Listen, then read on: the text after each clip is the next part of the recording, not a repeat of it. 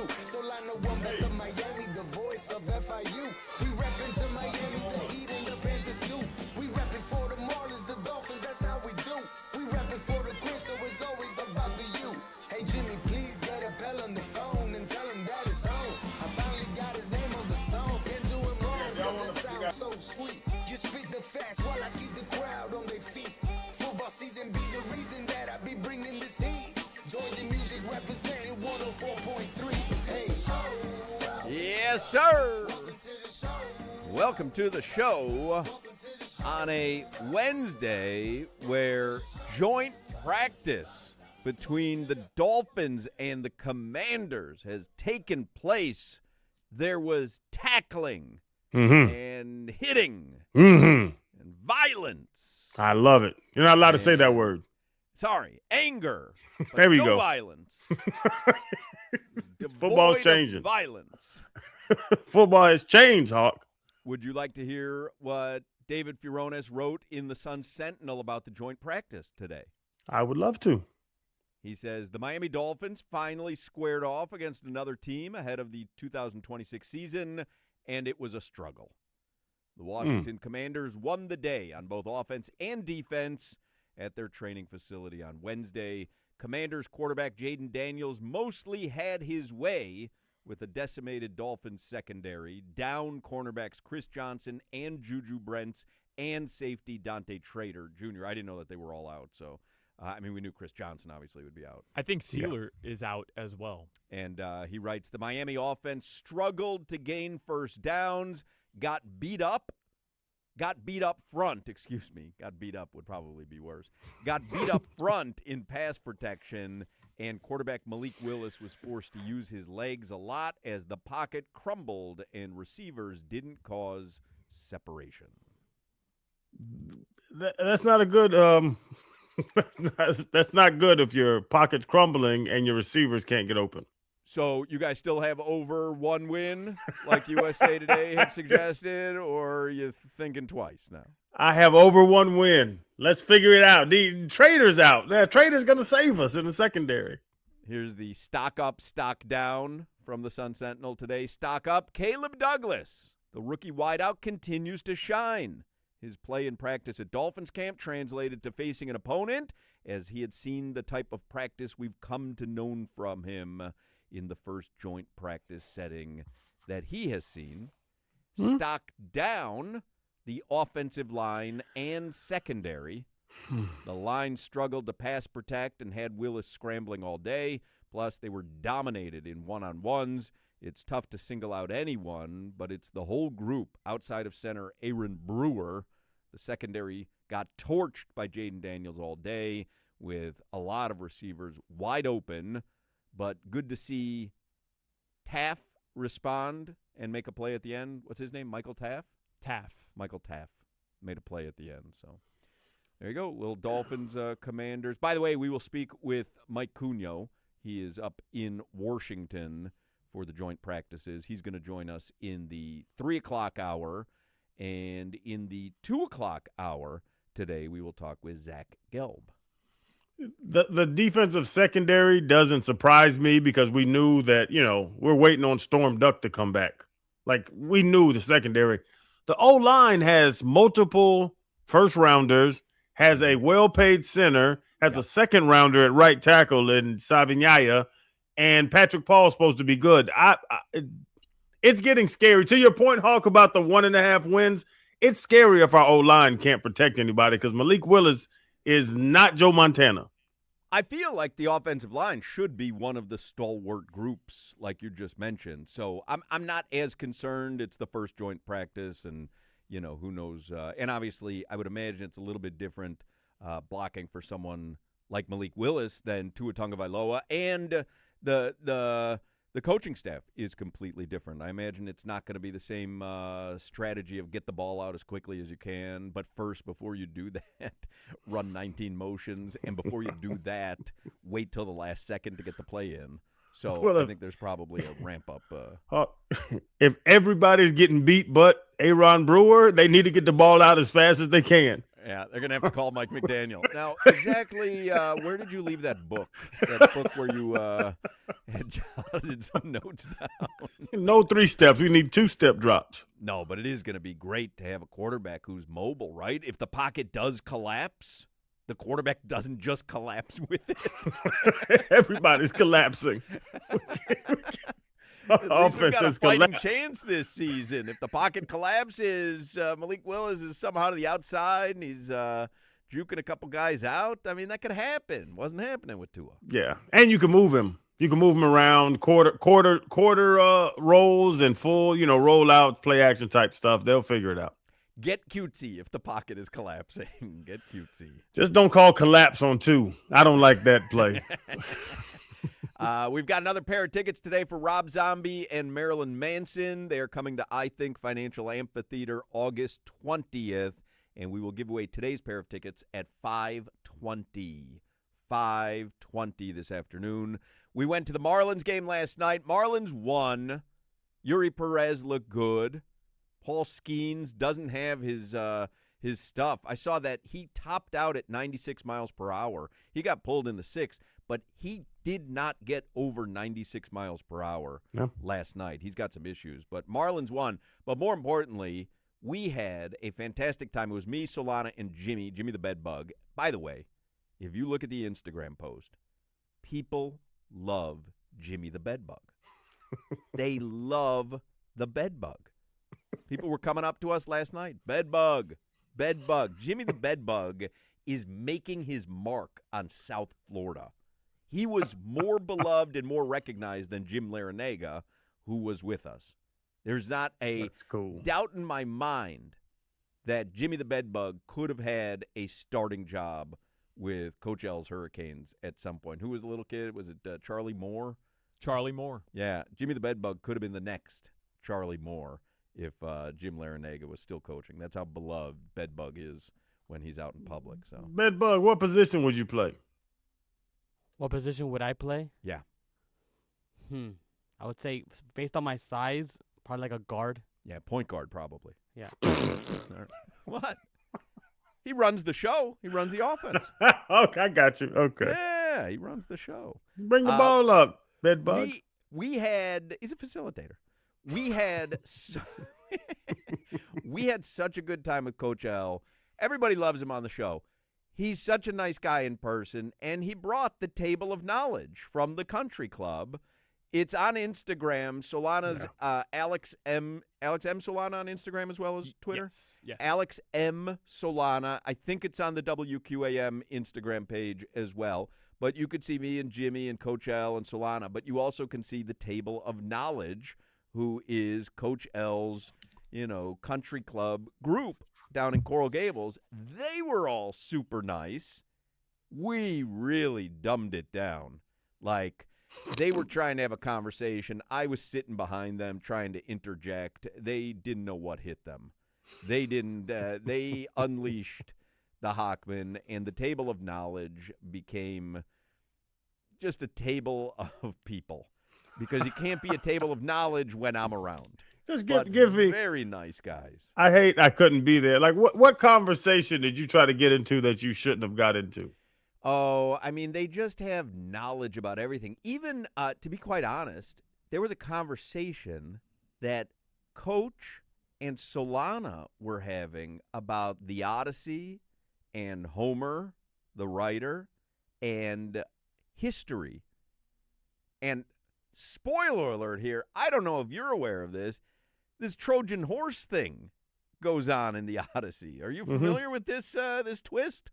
Yeah, it's a story you heard since you were 6 years old. Yeah, well, I was surprised, like, Get Out. I mean, it was like that one hit me like a ton of bricks. Now, I will tell you, at one point, Coach L turned to Solana and said, "Have you heard of Willie Mays?" And Solana responded, "Yeah, the boxer." Huh? You don't know who Willie Mays is? Yeah, he had that big right hook. But we had a great time. We had ice cream. This was a huge shocker to me. And it's on my Instagram. If you want to see the video, it's Radio Mark Hochman on my Instagram. We go to get Coach L sees someone eating soft serve in the crowd, and he goes, "Oh, they've got ice cream here?" I go, "Not just ice cream. Mr. Softy, he's from the Bronx, and Mr. Softy, that's a New York staple." So he's like, "Well, let's go get some ice cream." We go get the ice cream. He gets a cone. I get a cone. Solana gets the ice cream in a helmet with sprinkles. And I turned to Coach L. And I go, "Can you?" And I did it on video. I go, "Can you believe this guy's ordering sprinkles?" And he's like, "Oh, no, I should have gotten sprinkles. I didn't realize they had sprinkles." I said, "No, Coach, no, what are we doing here?" I will tell you, foul on Solana. I was paying for the ice cream. It's a huge upcharge to get the helmet. No. And then he just threw it out. Like, he didn't even eat all the ice cream, and then just threw out the helmet in the garbage. You could have just gotten a cup and saved me several dollars. Yeah, but it hits different in the mini helmet, and you were paying for it. I'm kind of with Solana. If I know the meal's taken care of, I'm going to get stuff I wouldn't get if it's on my credit card. Just dump it in the garbage. Don't even pretend like, "Hey, anybody want the helmet? Anybody want the helmet?" Just dump it in the garbage. Yeah. Well, what am I going to do? Go clean out the helmet? That's what people do. Yeah, I've done that before, and then guess what? It just ends up in the back of some drawer. By the way, speaking of UM basketball, Jay Lucas got a contract extension today. Yep. So Mario got a contract extension. Jay Lucas now has a contract extension. After 1 year? Well, I mean, we talked about it last year, remember? Like, you're in danger of losing him immediately because if a big program sees what he did with UM in year one, they may say to themselves, "You know what? That might be a guy we want." And so if you want to lock him into an extension, now I would imagine there's still opportunities for him to leave. But it is the University of Miami saying to him, Right, "We're down with you for the longest if you want to be here." Oh, for the Canes, it's great. Like it almost shows what you want to do with your athletic program. But for Jay Lucas to lock in again and where there could be better opportunities, I'm thinking from a business standpoint. No, he could leave. Yeah, he could I'm leave sure. whenever he wants because if a Kentucky comes calling or a Michigan comes calling or any of the Blue Bloods come calling, hey, we'll take care of whatever buyout needs to be taken care of. But like Hawk mentioned, and that was my concern last year. Remember I just brought it up a couple times. Hey, he had such a great year Well, you one with suggested Miami. he was actually going to leave that offseason. I thought that would be a little early. Not suggested he was going to leave, suggested he'd take phone calls and he'd be open to the possibility. And we found out that Kentucky and Michigan, those jobs became available.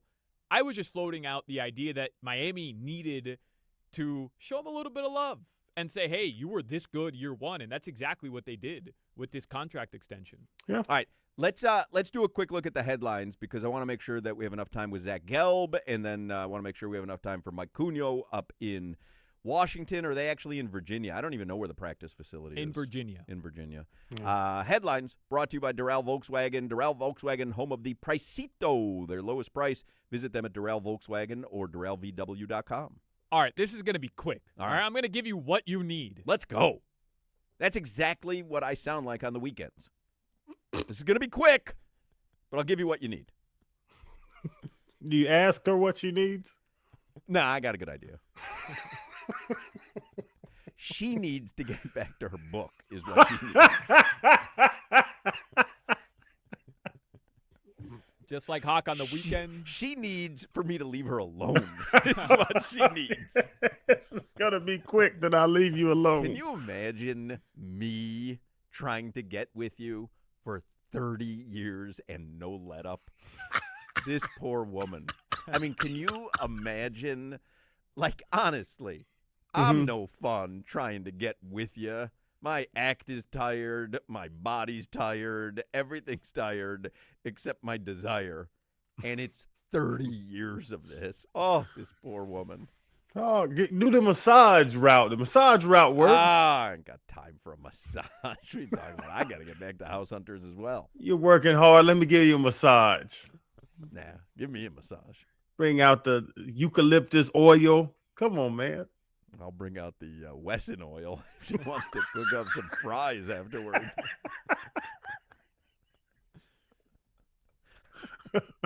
Really went to the store, picked out that specific hat you're wearing, and said, "Yeah, this is the one." This is the one I told you at the gas station. This is at the gas station on the way to Tampa. I got the red one and this one. Yeah. That makes sense. With Yeah. nothing on it. With nothing on it. These are my favorite hats. Snapback. Literally at the gas station on State Road 60 in between Yeehaw Junction and Tampa. It's a gas station, and I'm like, oh, a couple of plain hats. How much are these? I don't know, $9. I'll take them both. Let me get the red and the puke green. I love this. Isn't green. How dare you? You look like you belong in that movie War Dogs. Like you're going to supply Oh, I arms love that movie. illegally in Afghanistan with that hat. You're just missing aviators. I love that movie. That's one of the biggest underrated movies in the history of film. Yeah. If I was going to smuggle something, I would want to give it to you. Nobody's stopping you. I get through any checkpoint, anywhere, anytime. And they'll probably invite me to dinner. I'm so friendly and I'm so gregarious. In fact, I get through a checkpoint, I'm frisking them by the time I get out of there. I've flipped the tables. Actually, where's your bag? Huh? Have a nice day, sir. Now, come to think of it, let me see your bag.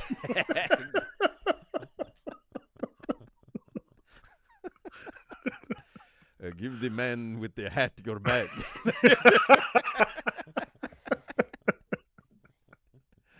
Gas station hat man, want your bag. Look at his hat. Give him your bag. There's no And trouble. Look at his hat. Hope there is no trouble.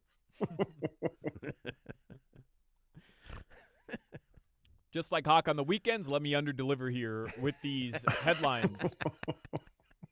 The Marlins did win yesterday. They'll play Game 2 of 3 against the Piratas from Pittsburgh. That's tonight. Yep. Inter Miami plays their final group stage game in Leagues Cup tonight. They play León, or the Lion. From Mexico. From Mexico. De Mexico. De Mexico. ¿Dónde está en México? Liga MX en León. ¿Dónde está en León?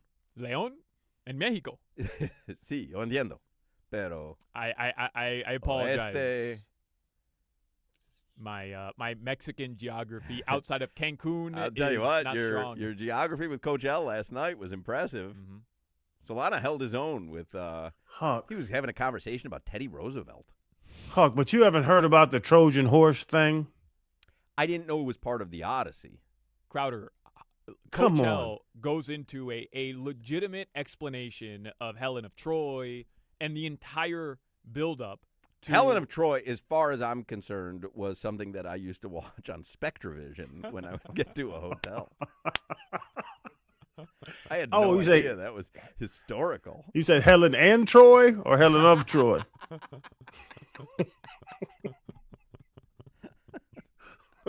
This Troy is ridiculous. Come on, man. I can't compete with Troy. There's a Helen in Troy joke, but I'll just move forward. Gotcha. Dolphins coach Jeff Athley today. There's one thing we needed to know. Who's playing in preseason? Is Malik Willis playing? And he said that he plans on getting Malik Willis action in the preseason opener on Friday. Oh. However, quote, things can change. But I think that is pretty straightforward there Okay. from Coach Haft. All right. I'm glad that he answered. Yeah. Sometimes Yeah. these coaches get so coy. Like what are we doing here? For preseason game 1, you can't tell us whether he's playing or not? Hawk, you have McDaniel PTSD. Probably. That would have been a 10-minute run around the world answer. And you wouldn't have known at the end Yes. whether he was playing him or not. No, but I heard Todd Monken. I know we have to break, but Jimmy says León is in central Mexico. Their matches are played at Estadio León, See. located on Boulevard Adolfo López Mateos. wow, look at you. See.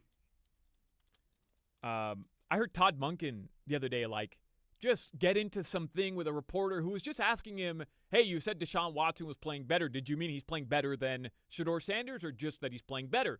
And he's like, oh, I didn't say that, but, thanks for trying to get me into some bleep. And I don't understand.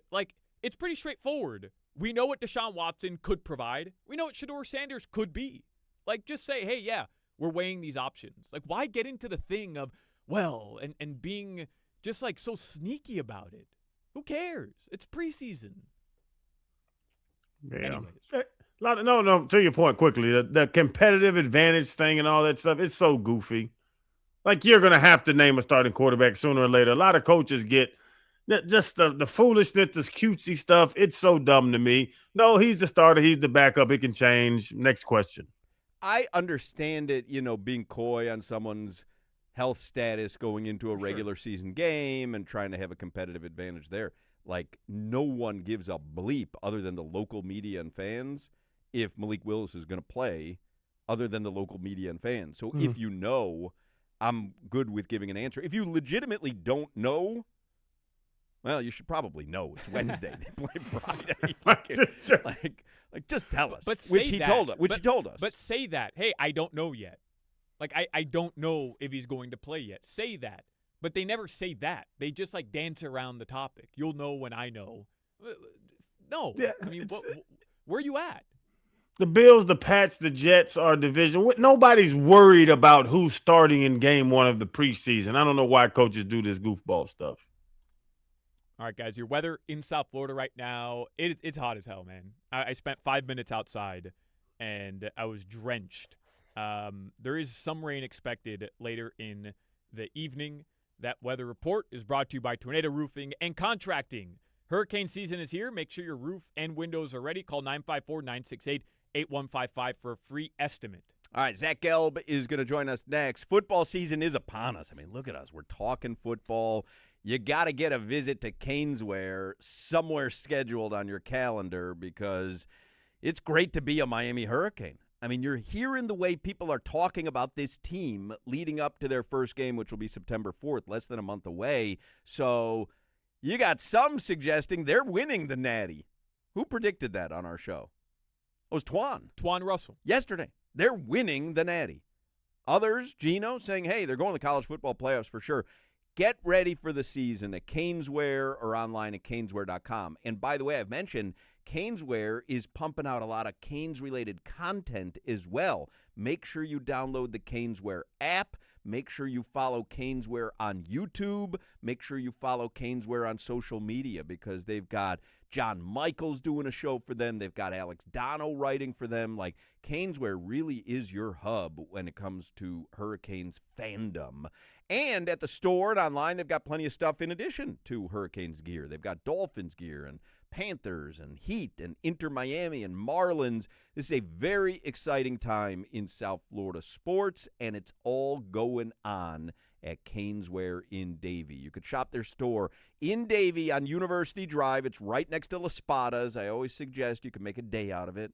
Go to Caneswear, do a little shopping, hop over to La Spada's, get yourself a great hoagie, head on home. You've got new merch, and you got a great dinner right there in a bag. I mean, shop in the store or online. If you can't make it to the store, you shop online at caneswear.com, but you definitely want to have some new gear in your rotation for all the upcoming seasons. Football, basketball, hockey, the playoff push for Inter Miami, the playoff push for the Marlins. I mean, no better time than the present to do a little shopping at Caneswear. And like I say, make sure you follow them on Twitter, Instagram, and Facebook. Make sure you download the Caneswear app, and make sure you subscribe to Caneswear on YouTube so you can get all the up-to-the-minute info that they put out. Caneswear, the spot South Florida sports fans shop.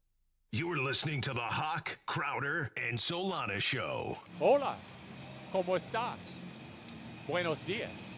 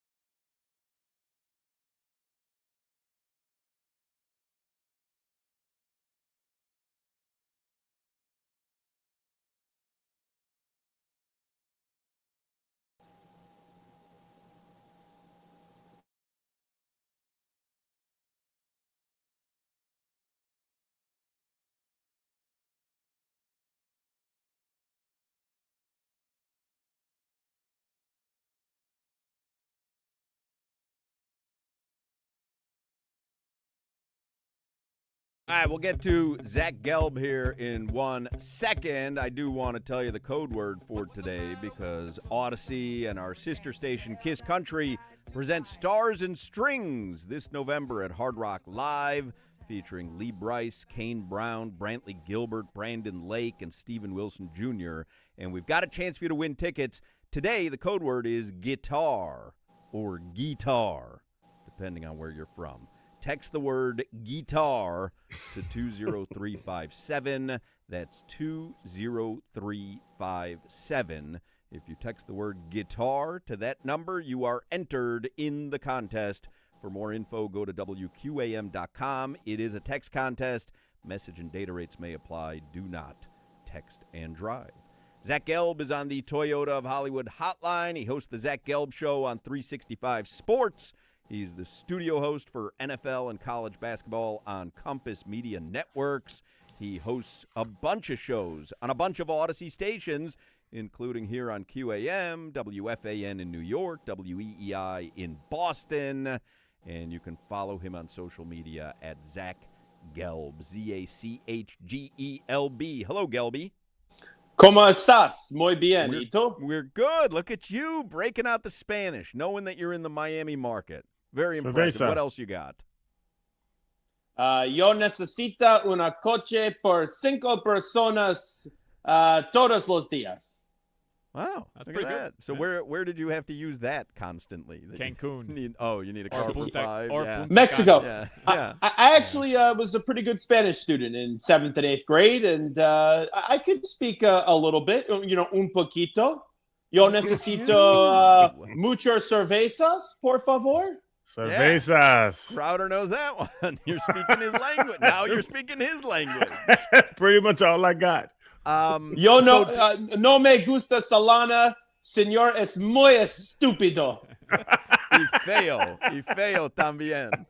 Gelb, ¿te gusta el chorizo sin pan? I actually know how to say something that's extremely vulgar, but I can't curse in Spanish on the radio I learned because that still violates the FCC. But I will personally send you a voice note of it later, Solana, so you get a chuckle out of it. Well, Solana just suggested you like sausage without a bun. Well, you know what? The part that I don't have to say in Spanish talks about his mother doing something All with right, my all sausage. Right, all right. Settle down. So, I like the Solanas, though. It looked like you guys had a delicious meal together. I was actually very jealous. the Hochmans and the Solanas a couple weeks ago at Funky Buddha. Yeah. Looked very Time of our nice. lives. And Had then a, Coach L, by the way. What's had the some deal? Ballpark snacks with Coach L last night. He doesn't like sprinkles on ice cream?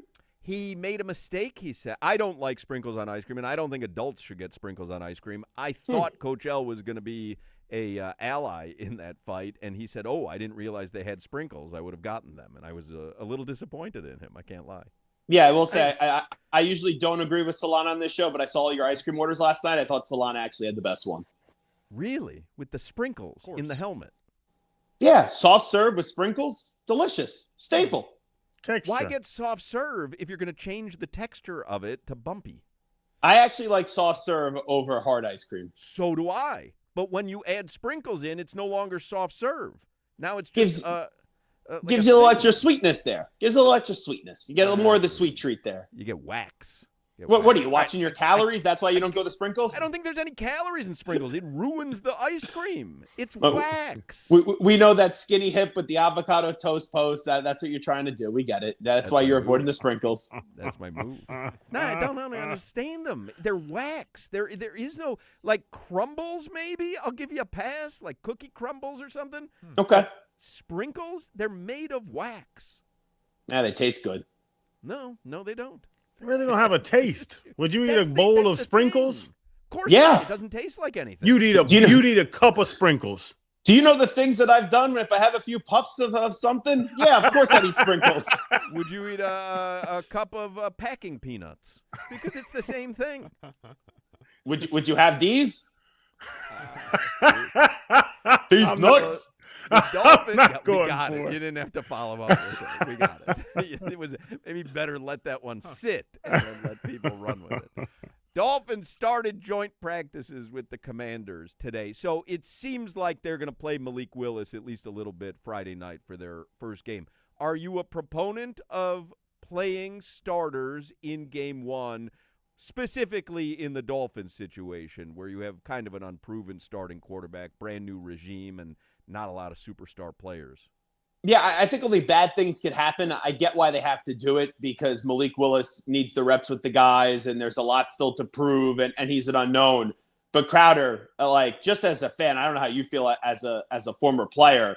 I hate the preseason because I just sit there and go, just get me to the regular season, because the worst thing in the world, even with a season that doesn't have much excitement with the Miami Dolphins, if you have someone go down because of an injury, and there's not a lot of intriguing pieces on this team. Malik Willis is one of them. So when you watch against the Commanders, it's just going to be like, no, like, get him out of there, have him do a drive or two, and just hope that there's no injuries. And Gail, I've told the story before, but Junior Seau, God rest his soul, my big bro, when I came in the league, he walked in my rookie year to a preseason game, and he was like, hey, fellas, they're paying us $700 for this, so let's go out there and play for each other. Like, it's not like we understand what's going on. Is there a cutoff? Because there's a lot. Like, Malik Willis has had 6 starts. Do we need to see him? Do we have to? They need to prove something to the fan base. But then a Drake May, who's still young, but he went to the Super Bowl last year. A Bo Nix, Jaden Daniels, who was hurt. Like, what's the cutoff of playing in the preseason? Because we want to get ready, to your point about Malik Willis, but also we don't want anybody to get hurt in these $700 games. Yeah, I would lean on the side of not playing him. But for the Dolphins, this is where I think it's different. It's a totally new regime. It's the first time that they're going to really be seen in public with the game that sort of means something, even though the preseason games don't matter coming up at the start of September. I think just from the look of the team and the functioning operation of the team, they're going to try to show you something in a limited space when everyone tunes in for that first quarter. Everybody's worried about Devon Achane down here, Gelby. For obvious don't play reasons. him. That's a guy, wrap him up in bubble wrap. He's the guy you don't play. Bubble wrap. Thank you. I like to look at you as like an arbiter of whether or not I'm being a homer, because I, like a lot of Dolphins fans, was outraged that Devon Achane was not a top 10 running back ranked in Madden. He's number 11 outside the top 10. Is he a top 10 running back in this league? Forget Madden, but is he a top 10 running back in this league? Do opposing defensive coordinators and defenses look at Miami and say, wow, Devon Achane, that's the dude we have to worry about? You could argue, and he's not going to win the MVP of the league, but he's the most valuable player of the Dolphins easily.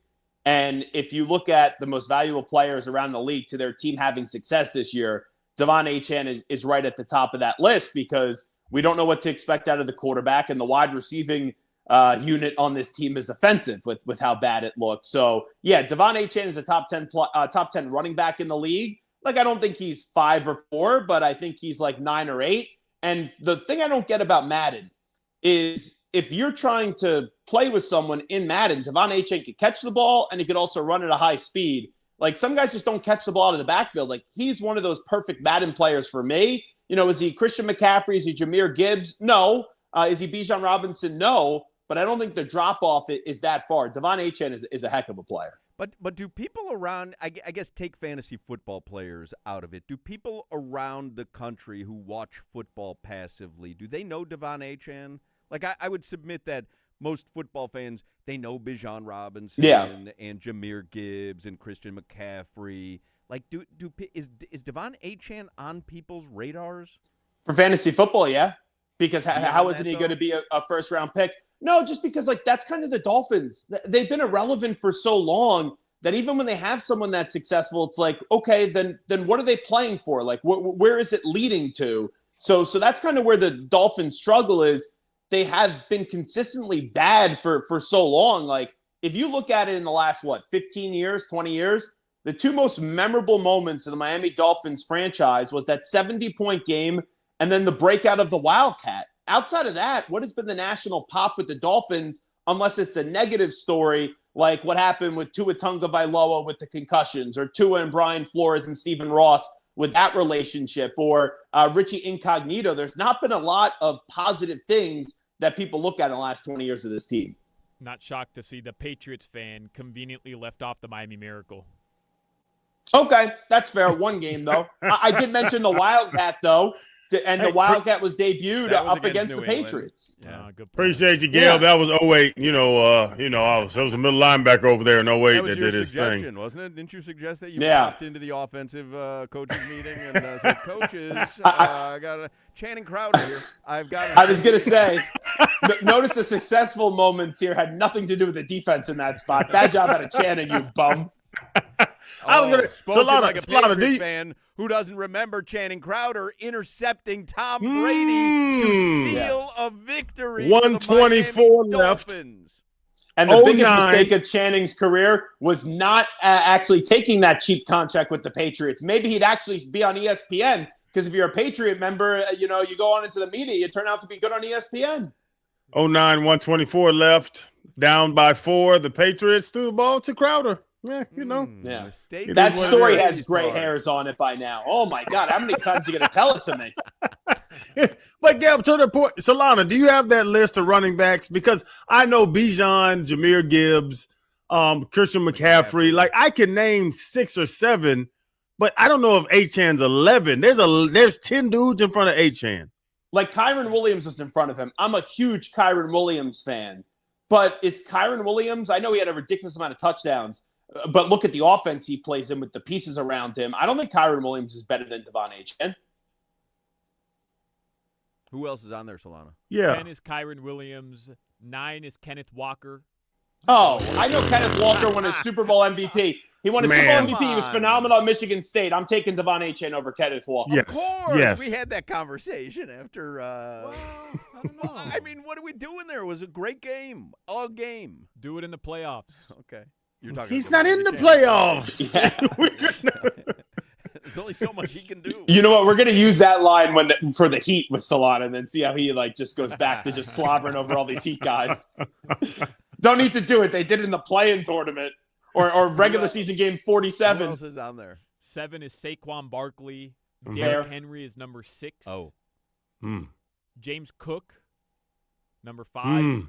So here's the thing. James Cook led the league in rushing yards last year, but he doesn't do much catching the football. Like, I don't think he does, a better job at catching the ball out of the backfield and making plays that way compared to what Devon Achan does. Like, Yeah. Devon I Achan think is a true multi-force threat.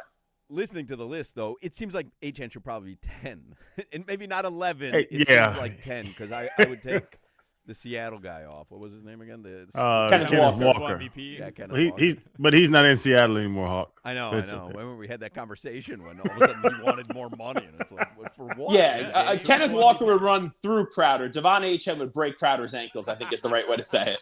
I can't tackle nobody, Gail. Like, I'm not going to get nobody on the ground. Wow. Not anymore, old man. Wow. What up, Grandpa? Holy moly. All right, we got to let Gelby go. I do like what you said, though, about Devon Achan probably has a better case for being MVP in the league than just about anyone.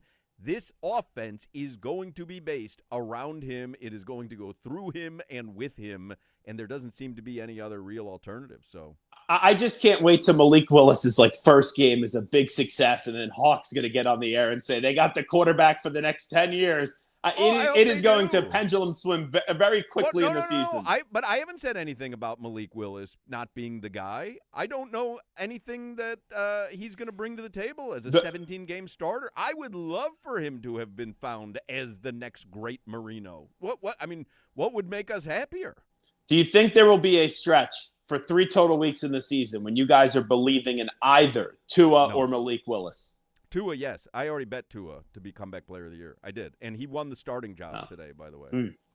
Well, Michael Penix Jr. isn't ready to go. Right. Or is he starting the first preseason? It's game? It's the first preseason game, yeah. I believe Tua is going to have a stretch where people are going, oh, wow, he just needed a change of scenery.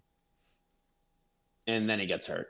I hate to say it, but that's what's going to happen. Yeah, He and has then the last Malik. couple But Malik, seasons. you haven't seen enough. I haven't seen him play football enough to make any Yeah. decisions about him, and he's been But in I'll the tell league you- for years. You know who the Falcons or the Dolphins could use next year? Darian Mensah. I have the Canes. I heard you guys on the way in. I have the Canes winning the national championship over Oregon. You and Twan Russell, both. Yep. Successive days now have Ah! predicted the Canes winning the Twan national Russell, my championship. dear friend, Twan How Russell. about that? Love him. People are high on the Canes, man. People are high on the Kings. Makes me a little nervous. I'm also trying to get money off my bill at Joe Stone Crab when I go there in 2 weeks from now, so that could factor into it. Zach Gelb, follow him on social media, ZACHGELB. See you, Gelby. Later, guys. Be well.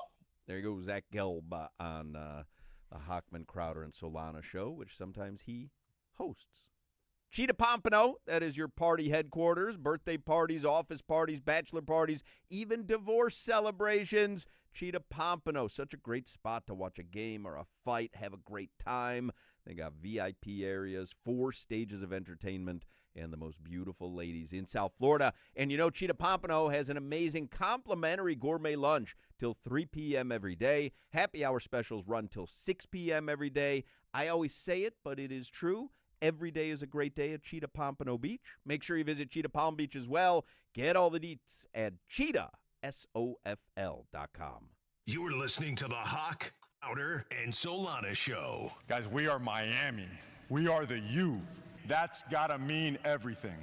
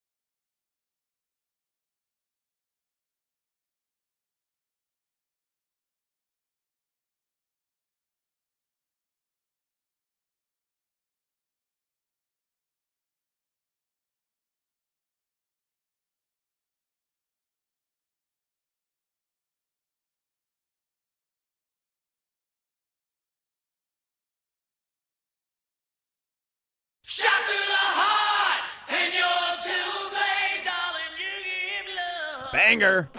Banger alert. So here's my question to you, Crowder. And we're going to talk with Mike Cunio this hour, who's in Washington, and he'll tell us how the joint practice was today. But what do you think gives the Dolphins the best chance to win Week 1 in Vegas?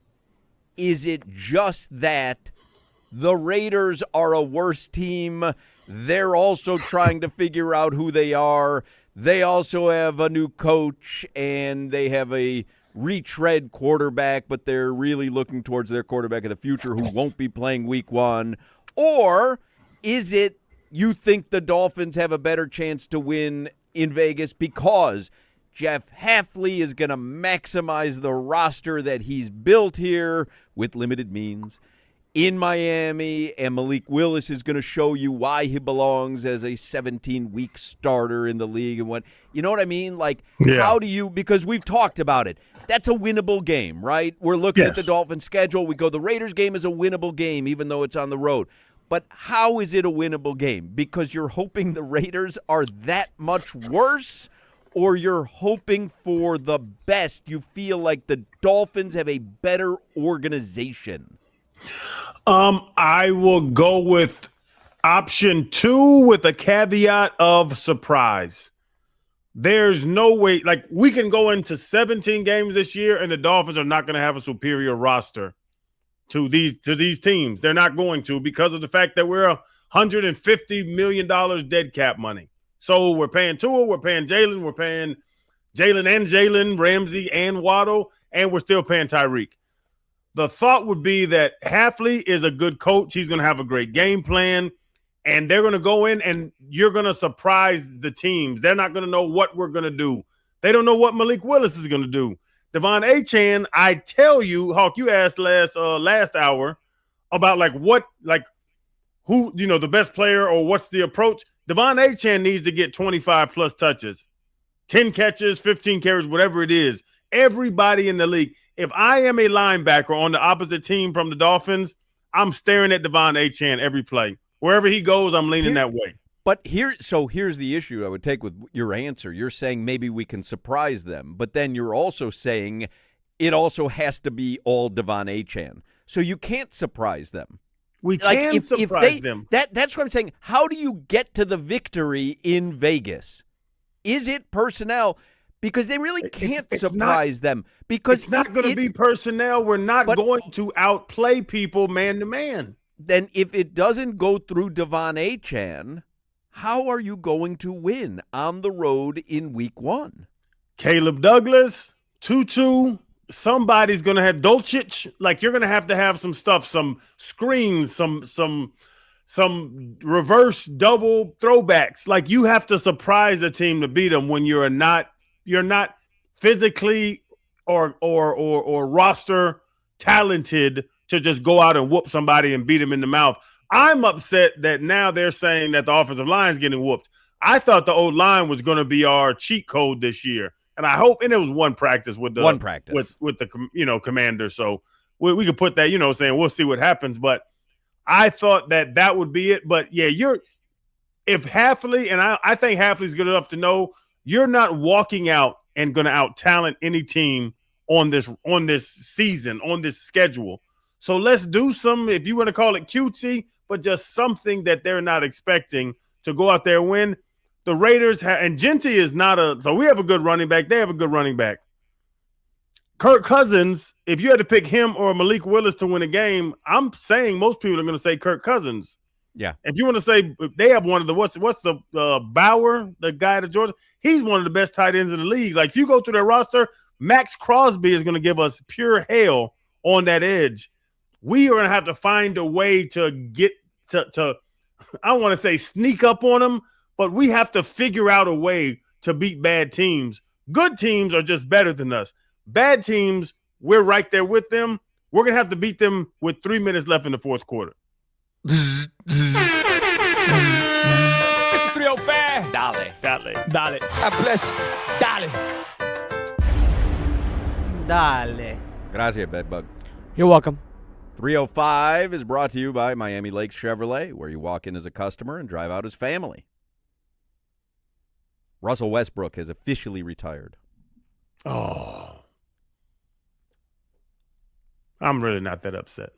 I'm not at all. But there was some talk that maybe he would end up with the Heat.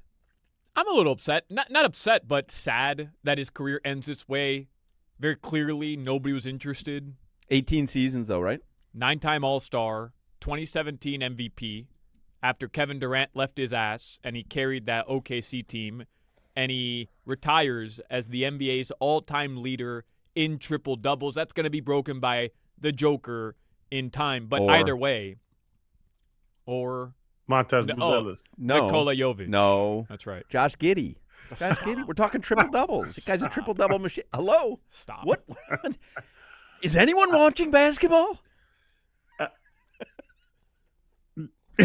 He better not collect his severance because I think he plays again. You think? Yeah. Some team that somebody gets hurt, they bring him out, Every team has had an opportunity 7 times over to get him. He's at the end of the internet. Once you do the break Sacramento, glass. Break glass if needed. Once you do the Sacramento tour and they don't want you. Yeah. Like Sacramento is always down for an aging superstar that is polarizing, that is a superstar that still puts people in the stands, and even they're like, we'll ride it out with Keegan Murray instead. We're good. Yeah. We're good. Anyway, great career for Russell. Ended, unceremoniously, but great career. His game did not age. No. Mm-hmm. I mean, those low-light reels that you see, like those super edits of some of his games, man. Holy moly. But arguably, at his peak, athleticism, the most dominant player in the league. Yeah. Oh, first ballot Hall of Famer. First Easy, ballot. Yeah. Yep. Yeah. But to Solana's point, the athletic guys, every single day you're getting older and that athleticism sneaking away. And then you if start you can't, shooting threes. I was going to say, and then if you can't start banging down threes, you end up on supercuts with 9 missed threes and a half. Yeah, I was about to say. He can't shoot. What do you think his career earnings were? What do you think Russell Westbrook career earnings were? Cleared $500 million easy. Right? Got to be over half $500 million. $500 million, yeah. Easy. Let's see. Russell Westbrook career earnings. Oh, AI says Allen Iverson. I just texted him. $349 million.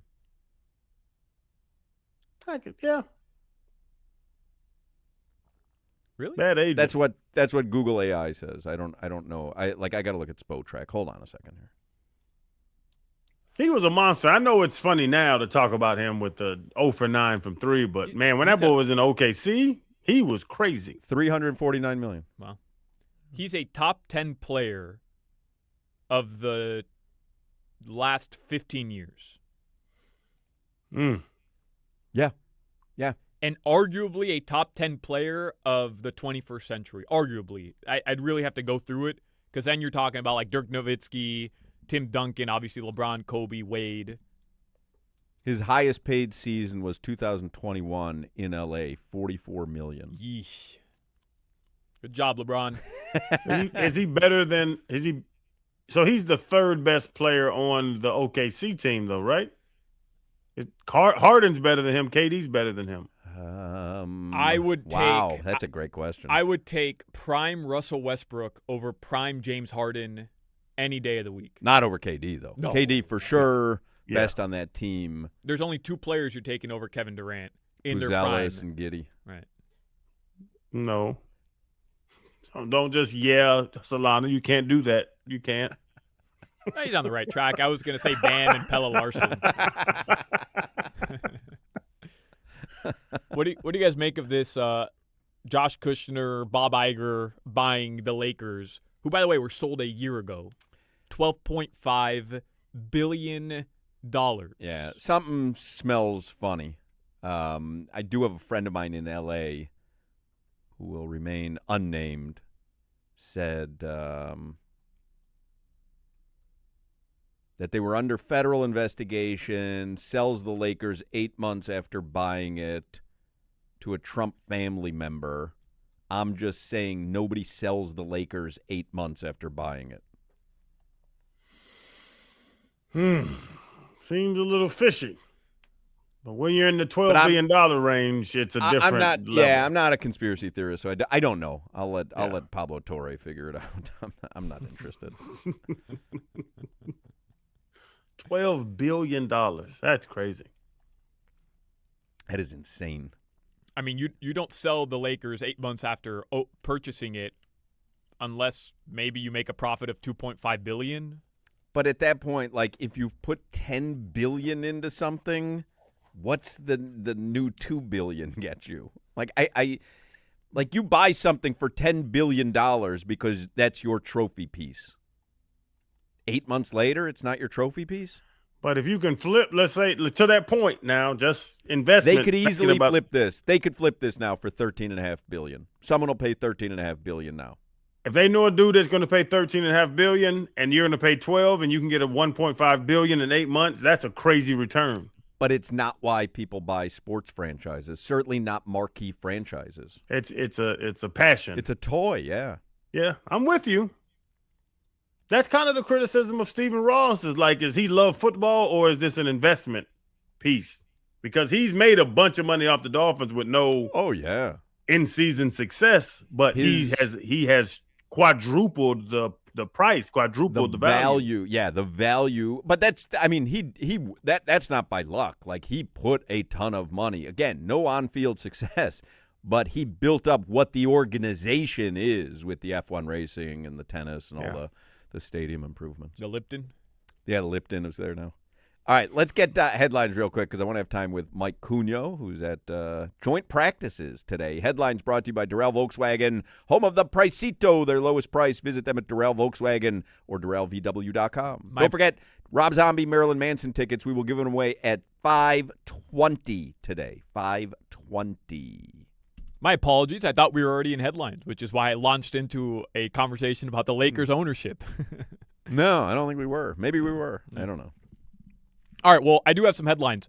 The Miami Heat are going to play on Black Friday against the Mickey Mouse champions, the New York Knicks. Oh, wow, that's a big game. Yep. That is. That's cool. That'll be the day after Thanksgiving this year, 7 p.m. Black Friday falls on the day after Thanksgiving this year? So, yeah. After my birthday. When what are the NFL grown games? People that want you to know I was their just going to say birthday. the same thing. Why does a grown person need to interject? It's right after my birthday. My birthday's on the 12th. Get out of here. Mine, glad. by the way, is November 24th. I'm very close to that day as well. Can't stand you either. that's good of Jimmy to let us know. His birthday falls on Thanksgiving this year. So, no, I have to wish him a happy Thanksgiving and a happy birthday? That's terrible. Well, Yeah. we'll worry about that in November. You actually don't have to wish him anything because y'all are both grown men. So who are the Black Friday NFL games? Broncos, Steelers, 3 p.m. And what time is the Heat game? 7 o'clock. Oh, all right. They're really putting the Broncos on a lot of prime time, huh? They're going to be good, bro. I mean, if he didn't get injured last season, they're probably a Super Bowl team. But are they interesting? I don't know if they're interesting. That's a good question. That's a totally different question. Yeah. They're going to have a top 3 at worst defense in the NFL. They're going to choke people to death. Their defense last year, Crowder, you're the one that highlighted it early in the season, said, bro, this defense is legit, and the numbers obviously proved it. But I don't ever remember watching the Broncos and being like, oh, this is a fun game to watch. Yeah, although with Jalen Waddle. Right. See, I hate when I take a side because now I'm cheering for Jalen Waddle. Jalen Waddle is going to have 2,000 receiving yards this season. Jalen Waddle, you know what? He might become the number 1 over, what's his name? Cortland Sutton. That's his name, Solana? Because he's better or because Sutton's going to gain more attention and so Waddle will be open? Because that was the theory with Tyreek Hill, right? That Waddle would be open often. That would be the thing. And Jalen Waddle is good. But I don't think Cortland Sutton's that great either. So I think it's a chance that he becomes the number 1. But the Broncos think highly of him because they gave a first-round draft pick for him. They did. I'm going to be loving the Broncos so much this year. I'm going to turn into Russell Wilson. Broncos country, let's ride. You are all in on Jalen Waddle and Bryce Young. Good luck. You take crazy stances. And this coming from a guy who's all in on Matt Mervis and Matas Buzelis. Weird stances y'all take. Everybody stay tuned because I will give you the Miami Heat's NBA Cup schedule in the next hour during headlines. Hawk's gone. Can I leave? He's gone. Hawk wrote. Okay, I'm out of here too. Or you could just Google it if you want. Or just check what the Miami Heat posted. Hawk, I was gonna meet you downstairs for a drink. I was like, oh, I thought that was like when the band plays a song I'm not interested in, and that's when I go out to get a beer.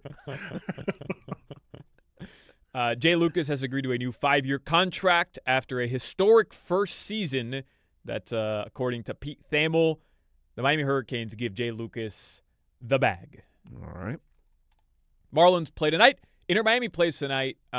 Just to round out headlines here, some very interesting comments from Leo Messi. He posted a heartfelt message following the passing of his dad. It was his first post to social media since his father passed away late last week.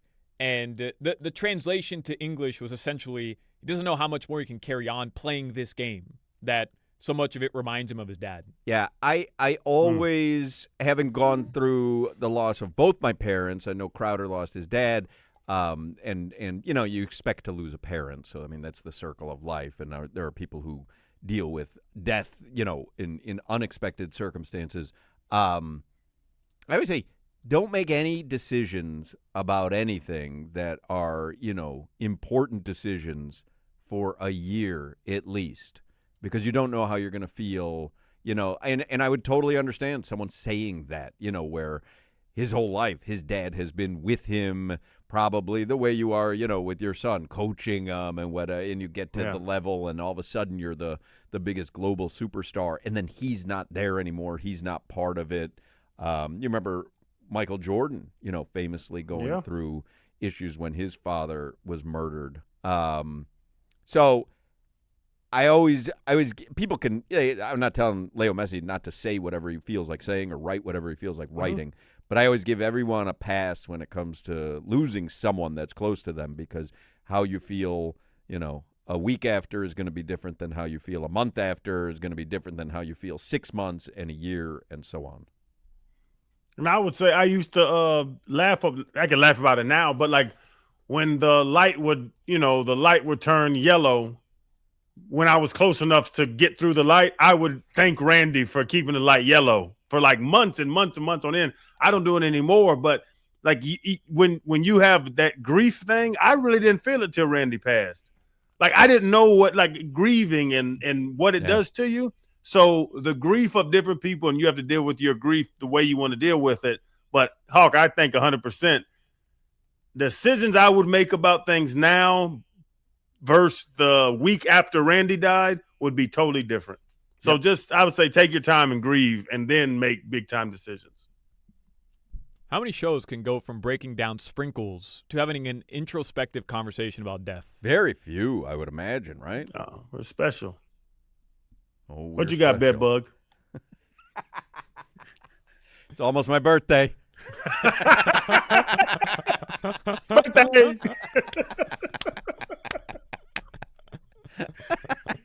Jimmy caught a stray, man.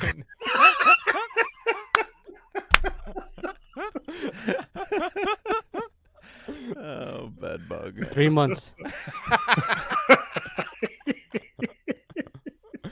Your weather in South Florida right now, it's 90 degrees. Tonight, the lows are going to drop into the 80s. There could be some rain as well. That's brought to you by Tornado Roofing and Contracting. Have a leaky roof? Take action now. Get your free estimate. Call 954-968-8155. All right, Mike Cunio is at Dolphins joint practice, and he is going to join us in the next segment. You know, I'm a big believer in Atlantic Men's Clinic. I talk about them every day on this show. As I've gotten older, wasn't feeling like myself. I would get tired more easily, and it's why I started getting testosterone at Atlantic Men's Clinic. And guys, low testosterone is something men younger and younger are experiencing. I'm 56, but people experience this in their 30s, their 40s. So if your game isn't quite what it used to be, you've got less energy and less drive, you don't feel like yourself, you deserve to feel your best. And at Atlantic Men's Clinic, their advanced medical strategies featuring TRT, GH peptides, NAD+, GLP-1, PDA, and more treat low T and other hormonal issues to help you lose weight, have more energy, improve your sleep, increase your sex drive, and so much more, helping you get back to feeling your best. I am telling you, if you're like the many men who are low T, within just a few weeks of getting treated, you're going to feel your energy return, the brain fog go away, your sleep will improve, your workouts will improve, your sex drive will be significantly enhanced as well. So don't ignore the signs. Call Atlantic Men's Clinic. Take that first step towards feeling better again. And they do have 7 locations in South Florida, so it's convenient from everywhere. Give them a call, 877-455-7300. 877-455-7300, or you can visit atlanticmensclinic.com. Featured therapies are compounded and have not been evaluated nor approved by the FDA. Provider prescription required. See website for details. You're listening to the Hawk, Crowder, and Solana Show. Ante to quo unquo. If it's going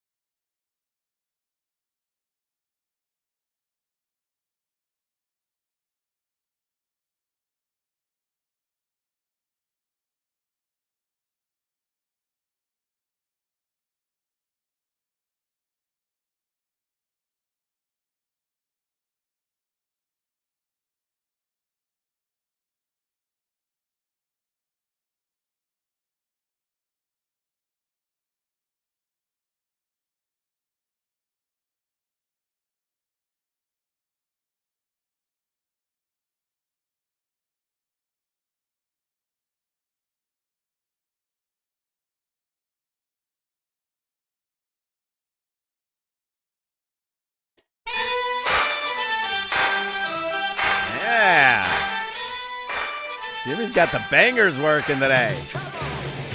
Little Jay Giles band. Centerfold. You know this song, Solana? Nobody likes this song. What? It's a great song. This is about finding out that your high school girlfriend is a centerfold in Playboy. Crank this up for a second.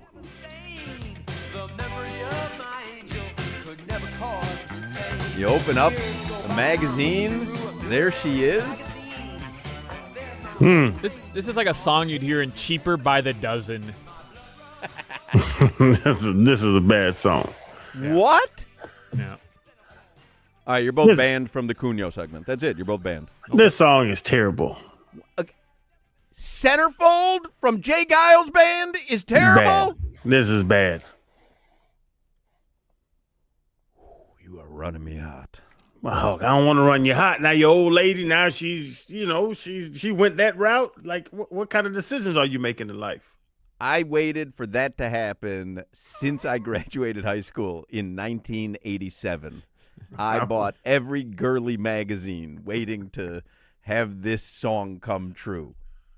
Yeah. Well, I'll tell you, your ladies weren't going to be no centerfold. How dare you? Cunyo, will you agree that that's a great song, Centerfold? I can't believe I'm doing this, but I absolutely stand with Hawk on this. And you two should absolutely be banned. By the way, Crowder, some deer on the trail cam. You should drive out here and we'll, you got some. I'm supposed to go to South Georgia. There's deer up on our trail cam. See, this is a man conversation. No, I'm talking about centerfolds and the girls you dated becoming centerfold models, and you guys are like, hey, there's deer on the trail cam? Well, you know what happened. Trail cam? I'll tell you the only trail I care about. You know the magazine like that Crowder's opening. When he opens the centerfold, it's a buck. You know what I mean? It's a 8-point buck, and man, that's a 42-inch snook. That's a beautiful fish. Man. Hey, now we're talking. That's not slot snook, but hey. Cunyo, that song's a banger, right? Yes, absolutely, 100%. All right. I just want to get that out of the way. Mike Cunyo is on the Toyota of Hollywood Hotline, sports anchor on CBS 4. You will see him prowling the sidelines this Friday night as the Dolphins and Commanders game will be on CBS 4. Their broadcast starts at 6:30 on Friday. Don't forget, you can catch Cunyo and Kim Bocamper and John Congemi all season long on Dolphins Weekly Live on CBS 4, so make sure you're watching that for all your Dolphins coverage. How was the first day of joint practice between the Dolphins and the Commanders? Well, I think it's fair to say the Commanders won the day, and I don't think there's anything wrong with that. That was a team that was 2 years ago, went away from going to the Super Bowl. So these two franchises just are in different places. But what I will say is and the players echoed it too, I did like the effort that you saw out there. Like, for instance, there would be a rep where Kenneth Grant may have gotten beaten one-on-ones. The next one, he comes back and wins it. I saw that a number of times with players. You heard from guys like Jordan Brooks how, the rookies were getting their feet wet, but the moment wasn't too big for them going up against new competition. You heard a lot today that these rookies are smart, doing well. Michael Taft had a number of good plays today, whether it was one-on-ones or in 11-on-11. So I think there's a lot of positives, and just knowing where this Dolphins team is at right now and what they're building towards and their future, I think today was a good first step. I think intent and effort and all those things matter. If you're gonna mess up a play, let that be the mess up. But there wasn't like the too many pre-snap penalties, those types of things. It was, all in all, I think you take some positives away from this, but there's still plenty to work on. Yeah, Mike, I used to try real hard, but I didn't make more plays just trying real hard. Like, go hustle. Well, but you didn't have to when you had JT and Zach and Junior around you. You didn't have to try real hard at all, But Mike, the one thing that we were talking about it earlier, where I thought the O-line with Austin Jackson, first rounder, Patrick Paul, who's played very well. He was kind of the center of that behind Aaron Brewer, Savin Yaya, second round pick. Now you bring in a first round pick in Proctor. Nailed it. Yep. Seven Anaya, right? He said his name. Yeah, you nailed it. Yeah. But like that was upsetting when we were talking about it earlier, where the old line was getting whooped. Do you think that's just a first day thing? Can they figure that out? Because I think the old line with having Devon Achane being the center of our offense, that old line got a ball. Yeah, I think they do. And maybe that to me was maybe the most, I guess if you wanted to say like a disappointing, you wanted to see more of them just from sheer size. I thought Proctor had some good moments, but the other side of that is you did get to see Malik Willis, who clearly was told, it seems like anyway, hey, it's okay to run today, because he took off a couple times and ran. And I asked Austin Jackson, or was it, I forget who it was afterwards, but they're like, yeah, that means defenses are going to have to respect that as well. So the offensive line is still, they still got a lot of work that they have to do, especially with those two young guards. But the fact that Malik Willis does add that element to the offense, that may take some pressure off them, knowing that he can get out of the pocket and run today, which is something we saw, something we haven't really seen during training camp, because it seemed like they really wanted him to stay in the pocket and try to go through his progressions. But today against a different team, he was able to get out and run a little bit. Caleb Douglas being listed as a starting wide receiver on the depth chart. And I know Hafley said today, Cunio, not to make too much of the first depth chart, but that's what we do, right? How do you view this? Is it A, wow, Caleb Douglas is shocking everybody and maybe there's something here, or is it B, wow, the receiving room is kind of not showing up and it has allowed a guy like Caleb Douglas to really break in? No, I think if you're out at camp and you watch him play, you're like, oh, it's a surprise because he's a rookie. But then you watch him play, you're like, it's not a surprise at all. Even today, he had a couple of contested catches over the middle, and he came down with. Didn't have any drops there, and that was that kind of moment where you're like, yeah, no, he fits there. There's a role for him. I asked him about that, by the way, the depth chart. Maybe he's not even putting enough into it because he didn't know. He didn't know the depth chart came out, and he didn't know he was listed there. But I mean, he kind of figure when you're running with the ones where you stand. But no, he has been, from a consistency standpoint, one of the top guys really of any unit out there at camp. And he has a dynamic and a size that we really haven't seen the last few years because of the size of Jalen Waddle and Tyreek Hill. But, their speed kind of kills, whereas I think Caleb Douglas is a little bit more of a all-around wide receiver. Have you ever heard it called the receiving room? The receiver? Did I call it that? No, Solana. No. Solana said the receiving room. At least I can pronounce Savainaya. Fair. Neither of you can acknowledge that Jay Giles' band Centerfold is one of the greatest songs of the 80s. It's terrible. So both of you have already entered this segment.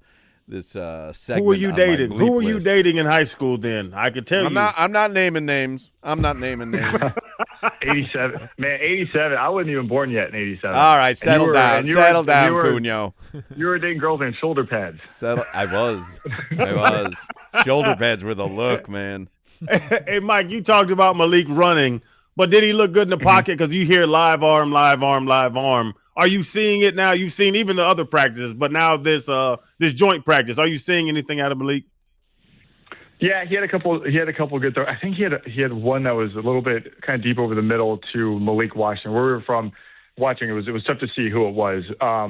He did have a pick today, but it's honestly one of the more things I think I've been more impressed with from Malik Willis, not having obviously met him or seen him play really until this year. Even at camp back home, you can see some of those throws and the zip and fitting into tight windows. I'm really excited the fact that we're actually probably going to see him play this week. Hafley said, it's not for certain. Things could change, but the fact that we might actually get to see him this week is, I think it's good. I mean, look, he doesn't have a ton of NFL experience either. If you want to go up against starter for starter across the league, I mean, he needs the reps as well. But yeah, arm strength, I don't think is a problem with him. What do you think? Because we know the Vegas over-under for the Dolphins for the season is 4.5 wins. And we saw USA Today earlier this week or last week came out with their season win projection for the Dolphins, and it was 1. They have them at 1-16. Wow. And I'm curious, what do you think is the best possible upside scenario for the Miami Dolphins this coming season? Best possible upside scenario, I think, would be any team would be Super Bowl, but well, realistic. Let's make it realistic. I think it's honestly, look, so many games in the NFL come down to one possession, and to me, it's are you in those games, right? Like if that holds true.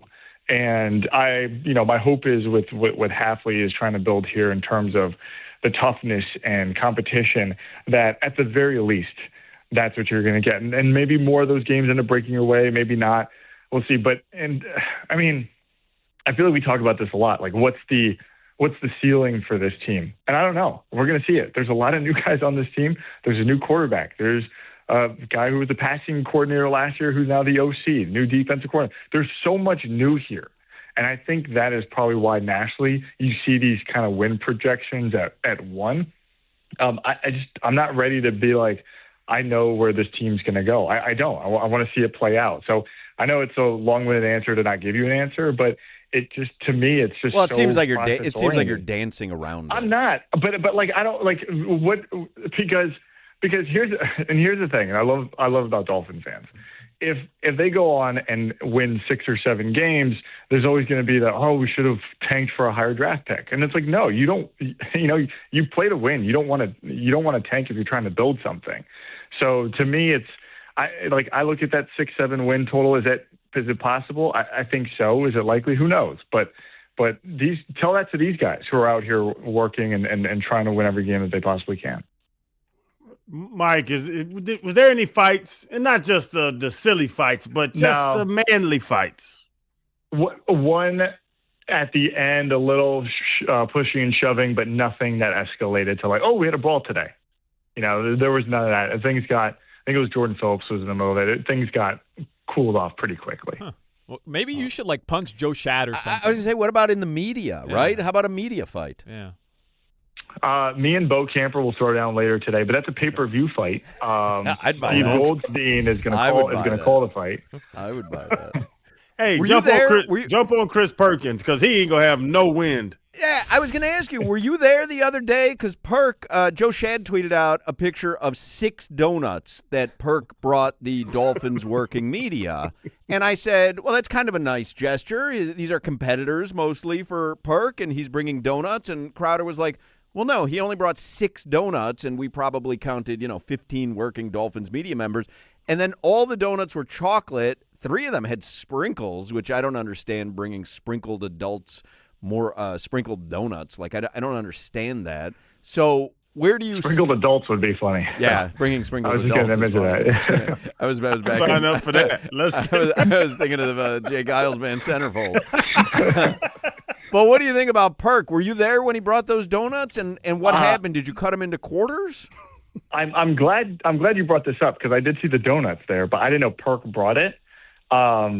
So, did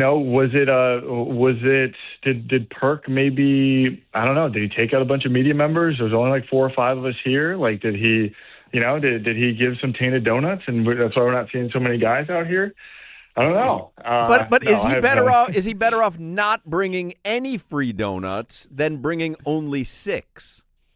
No, I think free donuts is always better than no free donuts, right? Well, not if you don't get one. Not if you don't get one. Be happy with that. You better show up on time. But I'm saying, like, if there's one donut left and it's you who wants it, Kim Bocamper who wants it, and Hal Habib who wants it, we know who's getting the donut. Well, we know who's not getting the donut. You treat it like Lady and the Tramp, and you share it that way. It's Hunger Games, and Kim is going to win that Hunger Game. Do you think Bo takes out Cunha for a last donut? Oh, he ragdolls me with one hand. Cunha's wearing the donuts around his neck, yeah. And then he apologizes. I didn't want to do that to you, Mike, but yeah. No, he wouldn't apologize. He would just toss me aside. Did you guys go out where are you guys, in Washington or Virginia? That's a good question. I don't know. Are you staying, I don't know where I'm at. Are you staying in Washington or Virginia? I have no idea. Really? I don't know. Huh. Yeah. Did you go out It to was dinner? like when I went to Kansas City, and I didn't know if I was in Missouri or Kansas. Did I go out to dinner With Bo? last night? Did you and Bo go out to dinner? No, I just had lunch with Bo. Oh yeah, where'd you go? Yeah. I don't know what it's called, Farmer something, which immediately you're probably out on. What's wrong Farmers with him? First or something. Who? Are you Me? good? Are you Yeah. good? Are you okay? I don't know where I'm at. No, that's There's why like we're concerned. There's DC, there's Virginia, there's Maryland. But you don't seem to there's know the where you're at Potomac, for there's lunch, even. Like, are you okay? So the area we're at, there's like a bunch of shops and like cafes, and we like walked into a couple and didn't like what we saw, so we went to another one. So I couldn't tell you which restaurant we were in. I feel like Kimbo Camper has no couth when it comes to that. If I walk into a restaurant and I decide I don't want to be there, I try to be very polite. Oh, and I pick up the phone. Oh, there's an emergency. I'm sorry. And I feel like Bo would just look at the menu and go, oh, this is crap on this menu. Let's go somewhere else, like in his full booming voice. Is that the way it transpires? No. If I was offering him something, maybe, but because it's in public, I think he's a little. Remember, Bo's a restaurateur. Oh, here. that's so, right. That's right. He knows the game. Yeah, he's not that's right. going to try to be rude. That's right. Yeah. But Mike, do you ever push back where your Bo's like, I don't see nothing? And you're like, well, I would like this. We're gonna stay here. Like, Yeah. well, push back on Bo. Oh, no. It's Bo, where would you like to go? How can I get you there fastest? Can I pick up the tab, please? No, actually, and Solana knows this, it's usually Mexican food with Bo. And he even said it today. He's like, yeah, I think I'm going to go try to drive around and find a Mexican place. And that's what he does on the road. You don't embarrass yourself in front of him, though. You don't get a salad, hold the croutons, and a black coffee. My life is just embarrassing myself in front of Bo. I asked a question like 2 years at camp. I was like, to a player in the media scrums, like, how you feeling in the dog days of camp? And Bo pulled me aside and he's like, Cunio, it's day 6.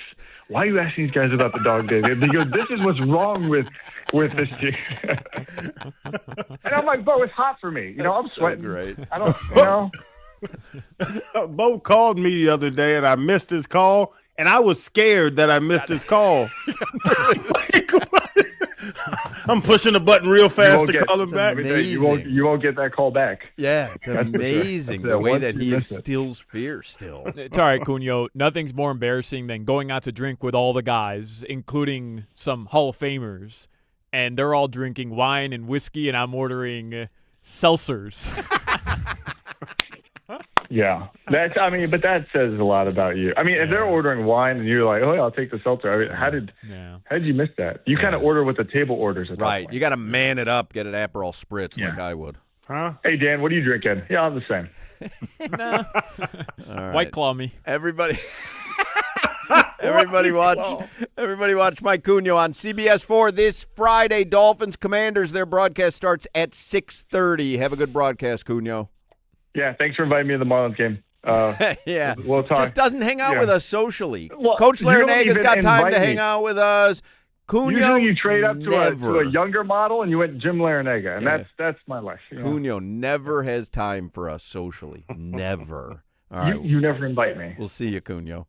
Love you. Bye. There we go, Mike Cunio. 4 o'clock hour is coming up. No better way to spend a summer day than Gulfstream Park in Hallandale Beach. They have live racing at Gulfstream now, Saturdays, Sundays, and Mondays through August 31st. And the Monday racing features weekly on-track giveaways, a $500 drawing, new wagers, food and drink specials, and $3 Mondays in the Silk Simulcast Center, where fans can enjoy $3 cheese pizza slices, soft pretzels, hot dogs, plus enjoy $3 Budweiser drafts at the Breezeway Bar. You can make reservations in 10 Palms Restaurant and enjoy prime seating and dining while overlooking the track. 10 Palms is open Saturdays, Sundays, and Mondays through the summer. You can make reservations at GulfstreamPark.com. Their next Taste at the Track is Saturday, August 29th, Taste of Havana, and there will be a full menu of Cuban food and a cocktail menu featuring expertly crafted mojitos and daiquiris and other Cuban-inspired cocktails. Taste at the Track at Gulfstream Park, Saturday, August 29th. Make it a day at Gulfstream sometime this summer. Nothing better than a beautiful South Florida summer day, betting on some horse racing and enjoying the great sights and sounds at Gulfstream Park. You can get all the details at GulfstreamPark.com. You're listening to the Hawk, Crowder, and Solana Show. Do it for Tim Horton. WQAM, broadcasting live from the Edmore Sawgrass Auto Mall Studios. Edmore Sawgrass Buick GMC's entire inventory is on sale and all backed by Morse. Click EdmoreSawgrassBuickGMC.com to start shopping. GMC, we are professional grade.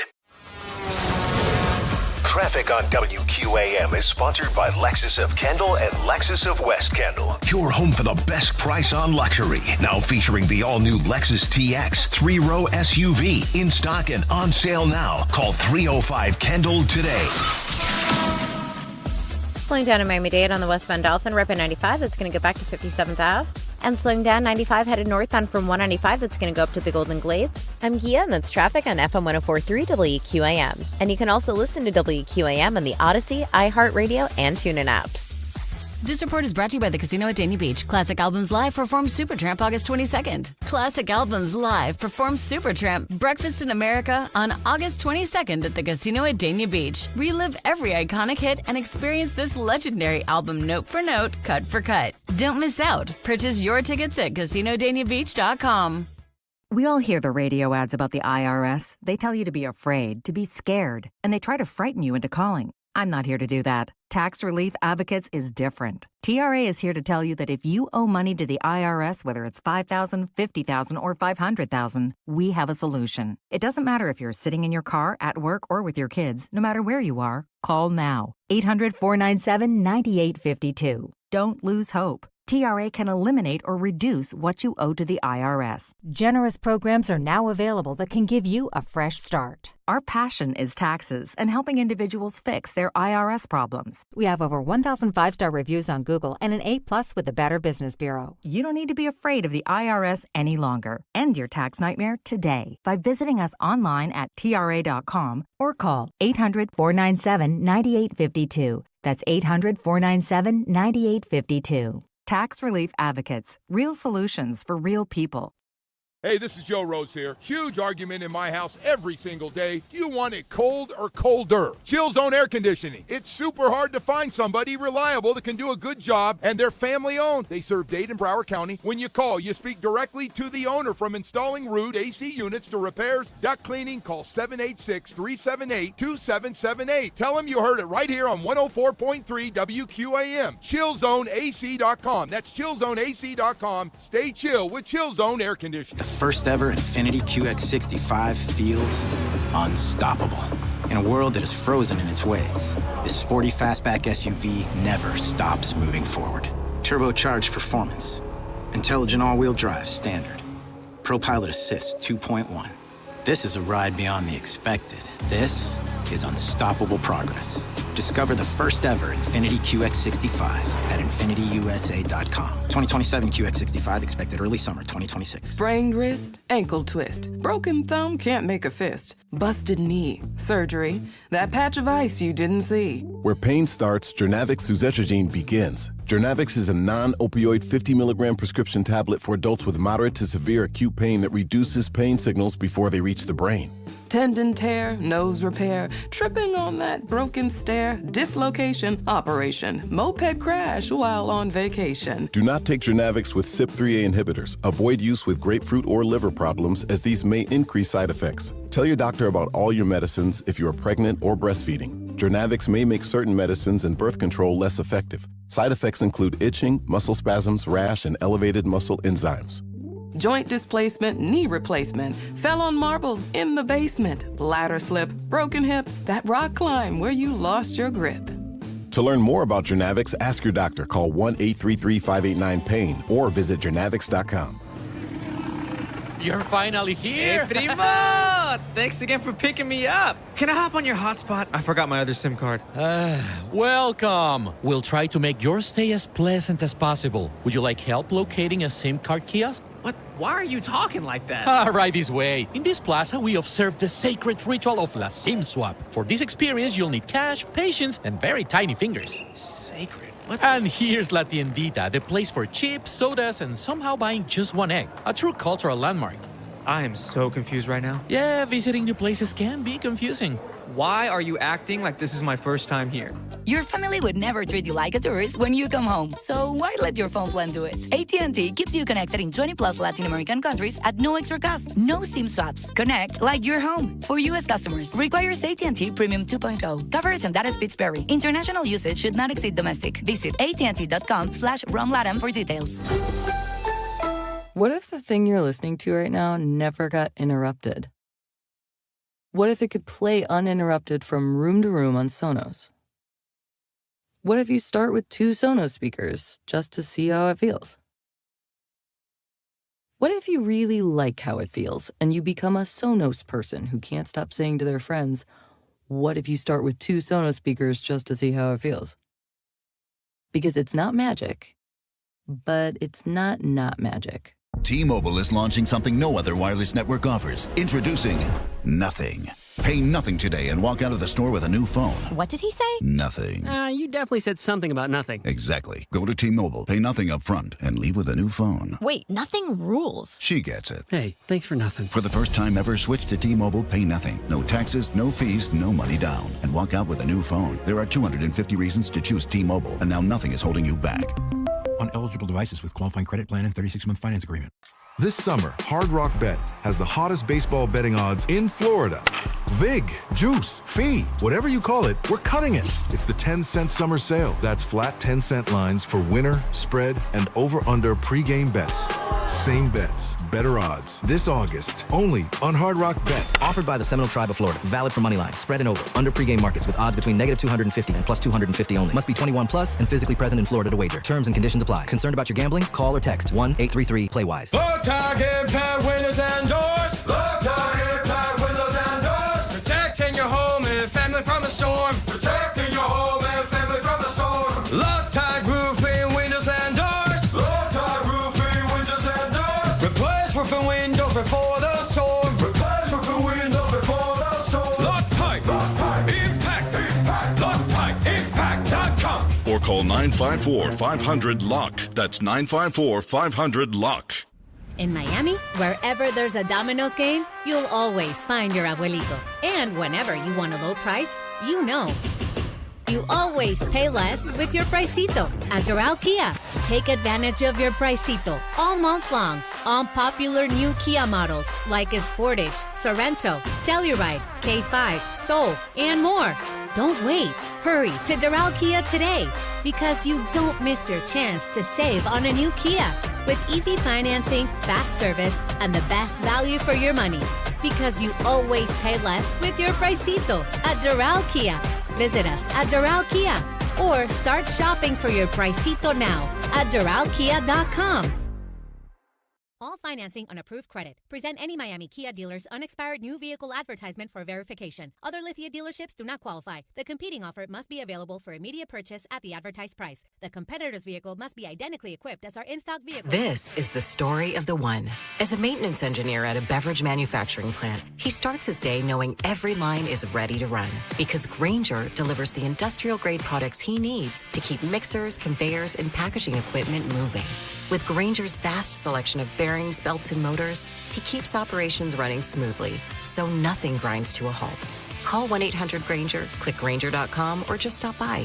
Grainger, for the ones who get it done. Hey, sis, do you remember if the recipe says 2 or 3 cups of water? Let me video call Abuela. How are you, mija? Wait, Abue, in the living room, I'll hear you better. Okay. Okay, hang on. Over here, Carlitos is playing. I'd better go to the backyard. Okay. Okay, almost there. And here, Daddy's getting excited watching the final. Better to the basement. I'm still here. Okay, I can hear you perfectly now. What's going on? Abue, was it 2 or 3 cups of water for the empanadas? I don't know. Search on the internet. Wait, what? Get internet in more corners of your house with home internet from AT&T. AT&T. Connecting changes everything.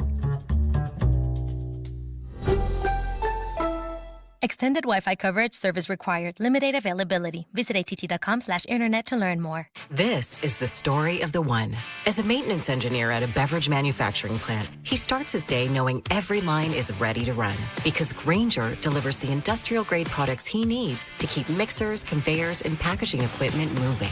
With Grainger's vast selection of bearings, belts, and motors, he keeps operations running smoothly, so nothing grinds to a halt. Call 1-800-GRAINGER, click Grainger.com, or just stop by. Grainger, for the ones who get it done. Onyx, I keep having stomach issues. Please make me a doctor's appointment. Okay, are you suffering from diarrhea, bloating, gas, or oily stools? If so, you may want to ask your doctor if it could actually be a problem with your pancreas, called exocrine pancreatic insufficiency, or EPI. My pancreas? How is EPI treated? A prescription medicine like Creon, pancrelipase, is used to treat people who can't digest food normally because their pancreas doesn't make enough enzymes. Creon is the #1 prescribed treatment for EPI. Creon may increase your chance of fibrosing colonopathy, a rare bowel disorder. Tell your doctor if you have a history of intestinal blockage or scarring or thickening of your bowel wall, if you are allergic to pork, or if you have gout, kidney problems, or worsening of painful swollen joints. Call your doctor if you have any unusual or severe gastrointestinal symptoms or allergic reactions. Take Creon as directed by your doctor, and always with food. Do not chew capsules, as this may cause mouth irritation. Other side effects may include blood sugar changes, gas, dizziness, sore throat, and cough. These are not all the side effects of Creon. You can learn more at 1-800-633-9110. Before your appointment, visit creoninfo.com. That's CREON info.com. Traffic on WQAM is sponsored by Lexus of Kendall and Lexus of West Kendall. Your home for the best price on luxury. Now featuring the all-new Lexus TX 3-row SUV. In stock and on sale now. Call 305-KENDALL today.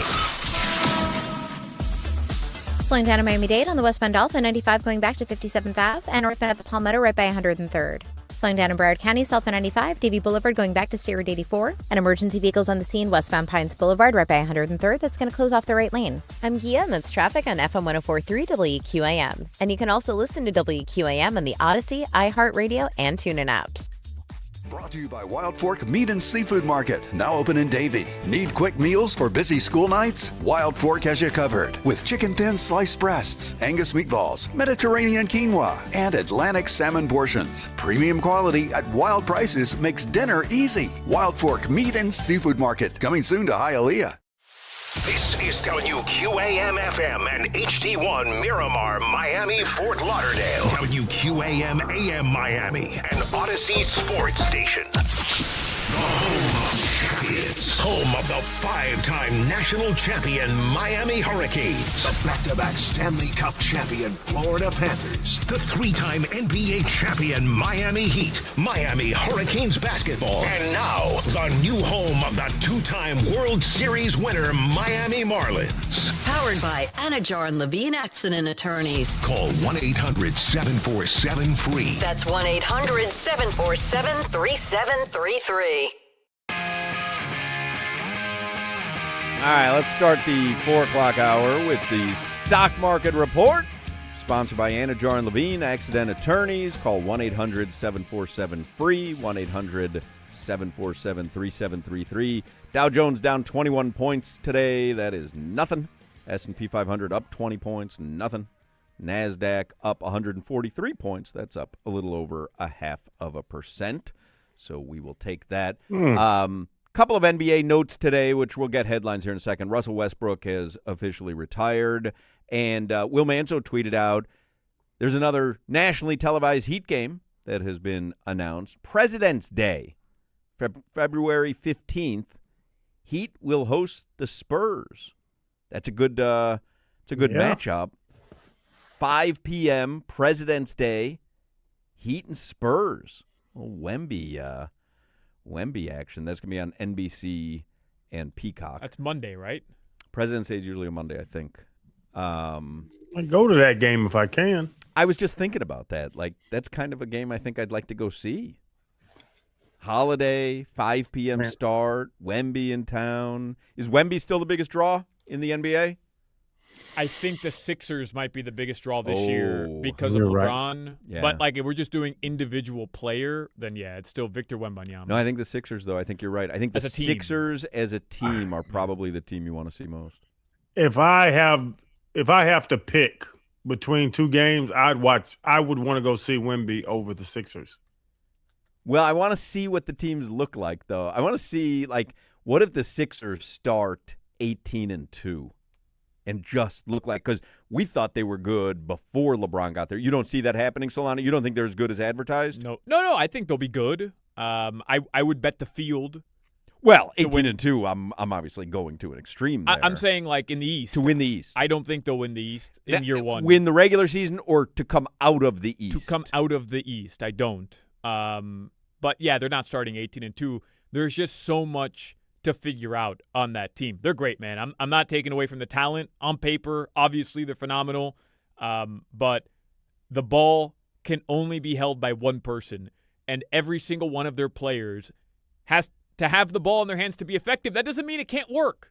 I'm not saying it can't work, but it's going to take time for them to figure it out. Yeah. I'm with that. The take time thing makes sense. Like, they got to figure out how to play together. But yesterday, I had said, what about a straight-up trade, Spo for LeBron? No. And you guys went bat bleep crazy. You're crazy, blah blah blah. Let me just change the terms of it for 1 second here, just to see what you guys think. Because you hate Spo. No.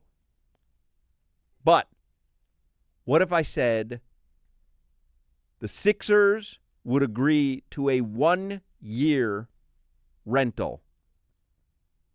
They get Spo for a season. The Heat get LeBron for a season.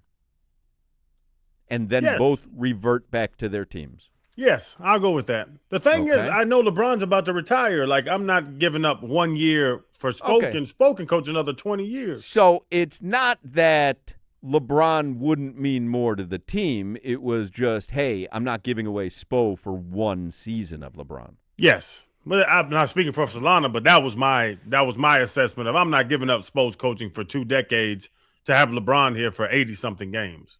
Solana? I'm still keeping Spo. For 1 year? For 1 year. You don't think a player can get hurt. Fine.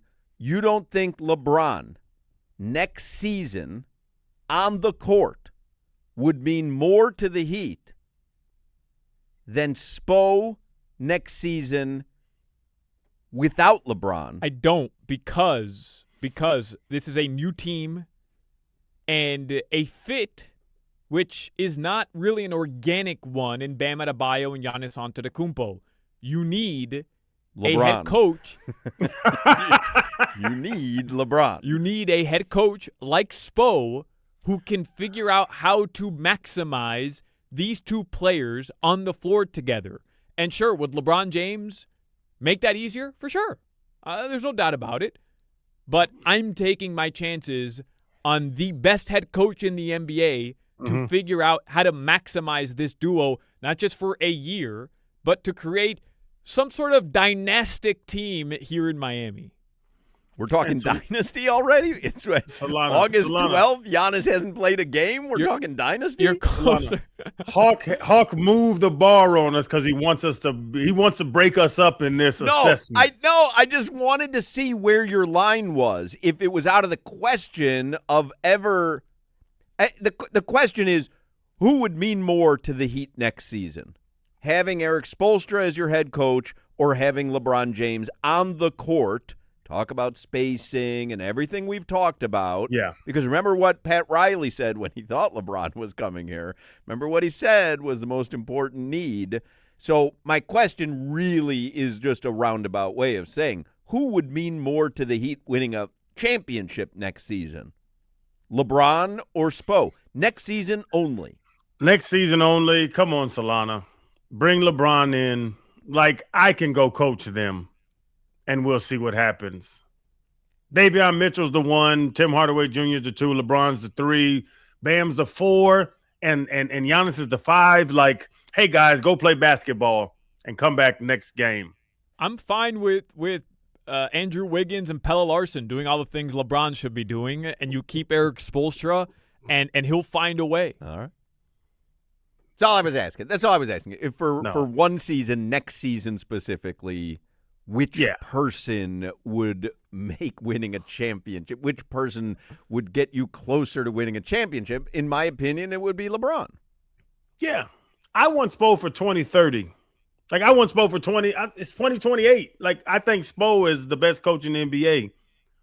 But if you can get LeBron, it might be, I think we've talked about this where, like, those players that are transcendent right now, LeBron changes teams, Jokic changes teams, SGA changes teams. Like, LeBron's still on that level. Solana, it's funny that you argue all the time when I'm like, LeBron's old. Well, he's still a 10-10 and 20-10 and 10 guy. And then now, oh, no, if it's Spo, you can't get him. If we can get him back in 12 months, man, come on, man. I'll take LeBron and bring on back Spo for 2028. Who would you trade for Spo? Jokic, of course. Wemby, of course. I don't know. Boy, listen. I will pop your mouth. Cooper Flag? Cooper Flag for Spo? Yeah. Are you drunk? I'm asking you. No. Not even, wouldn't consider it. Wouldn't even, not even for a second.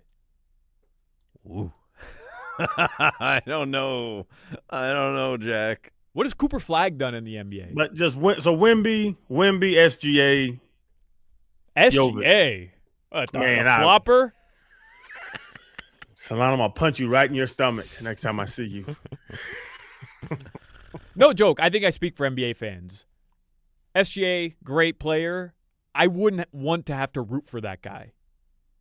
I mean, what are you talking about? It's exhausting watching Cooper Flag is 19, SGA. by the way. Yeah. 19. It's exhausting watching the MVP of the NBA play and score 30 a night. It is exhausting watching that guy play. And I imagine if you could put a lie detector test on all the OKC fans, they hate it as well. It's exhausting. He's a free throw merchant. He contorts his body constantly to manipulate officiating into giving him free throws. It's not a fun brand of basketball. It's a boring brand of basketball. And if I had to pick a superstar to watch, I would pick any superstar over SGA. Different question, though. Different question. You said you would never want to root for SGA. Are there other players I'd rather have as my superstar to watch and root for? 100%, including Giannis by a mile. I'm saying in the history of the NBA, I'd pick any superstar to have to root for over SGA, and it's not because he's not good. Dude's a baller. He's going to go down as one of the best of this era for sure. What is this take? But I don't know what he's doing right now. This is crazy. It's exhausting. It's exhausting. You're breathing hard and drinking water, watching him play. What are you talking about? It's absolutely exhausting. All right, let's get headlines here because I do have stuff to get to this hour that's not of the absurd. How is that absurd? I don't know. My take was absurd. Oh, okay. My trade for borrow each other for one season was absurd. Yours is bordering on absurd. It's Mine was exhausting. absurd. It's exhausting to watch him play. It is. Who would That's you rather ridiculous. have on your team, Davion Mitchell or SGA? Davion Mitchell. I thought so. Okay. Never mind. I thought so. Let's move forward. Headlines brought to you by Durrell Volkswagen, home of the Pricito, their lowest price. Visit them at Durrell Volkswagen or DurrellVW.com. You can't ask me that, though. Come on. No, I asked hoping to get that answer. I got you. You delivered. Hawk, I noticed that you mentioned the Miami Heat and their primetime appearance on, you said President's Day, right? Mm-hmm. But you glossed over still 2.5 hours into the show, or 2 hours and 13 minutes into the show, the NBA Cup schedule for the Miami Heat, which was released earlier this morning. Give it to me. Let's go. All right, everybody. That includes you guys. Pull out your schedule. Pull out your calendar. Here we go. Okay. NBA Cup, October 30th. Home against Indiana, the Pacers. Okay. Halliburton. What the Hallie? These are real games? They do count towards the regular season. All right. Okay. November 13th, home against the Cleveland Cavaliers. Ah, Cavs. On the road, November 25th, 5 p.m. This will be an ESPN game in Philadelphia. Oh, that's the is that Black Friday? No, it's Wednesday. Did you say Wednesday? Because I'm looking at November 20th. If you said Wednesday the 25th, it's a silly question by me. If you only said November 25th, I feel like I have an out. I only said November 25th. Oh, thank God. But we know, based on information given to us from Jimmy last hour, the 26th is a Thursday. Well, I was just wondering why they were playing at 5 p.m. on a Wednesday, and so I thought, oh, it's the holiday, but it's not. It's just the day before Thanksgiving. Yeah. It's the day after my birthday. Yeah. Bedbug. Let's go. Why do these games matter? The NBA Cup games? What do you mean, why do they matter? But why is that on a Wednesday? Why Because not? it's NBA Cup. Nobody cares. But why is that on a 5 p.m. Wednesday game? Well, it's a marquee game, so then why put it at 5 p.m.? Yeah, marquee. People are still Everybody's at work. off Marquee. Wednesday. Everybody's off Wednesday. Nobody works on Wednesdays? Nobody works Wednesday before Thanksgiving. Nobody. All right. Listen, I'm not complaining. It eats into our show, so I'm fine. Crowder, I guarantee you have not worked a single Wednesday the day before Thanksgiving in the past 5 years. What did we celebrate? Your 11th anniversary and afternoon drive earlier this week? Yeah. My guess is you have worked 0 for 10 Wednesdays. No, I work hard. I work hard on Tuesdays. It's a good game, though. It is a good game. LeBron, I mean, come on. For sure. Yeah. And if you're 2-0, you go into that game, you're 3-0 in the group play, then you're out of the group for sure. Or if they've done the SPO swap. Group play. And then they'll finish up on the 27th. This is the Amazon Prime Black Friday game against the Knicks on the road. Yeah, that's a good one. In MSG. That'll be your final group stage game for the NBA Cup. That, of course, is the Mecca. Giannis Antetokounmpo has won the NBA Cup already once in Milwaukee.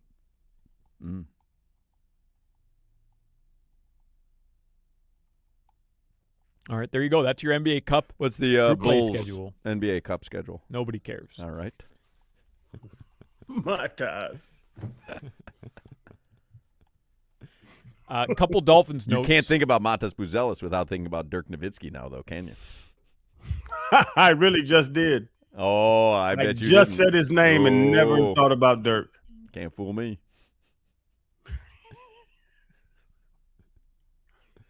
Who do you think will have the better NBA career when it's all said and done? Matas Dirk? Buzelis probably already has it. Man. Dirk ever in a slam dunk contest? And missed all his dunks? Yeah, Well, he listen, could have done that. Yeah, Nobody that'd been remembers easy. the results of the slam dunk contest. It would have been easy. All right. Anything else in the headlines? Dolphins coach Jeff Hafley said he plans to have Malik Willis play in the preseason. Nice. I just watched his video on the Rich Eisen show during the break of him saying that he's going to drag Devon Achane to the locker room after 40 to 45 carries. Yeah. It was tongue in cheek. It was like he was joking and they're making it a headline, but he was like messing he's actually around. going to get 40 or 45 touches in a game. Yeah, he was kind of laughing and saying it wasn't what they're writing. He just. But what would around. you set the over under at? Week 1 in Vegas, touches for Devon Achane. 25.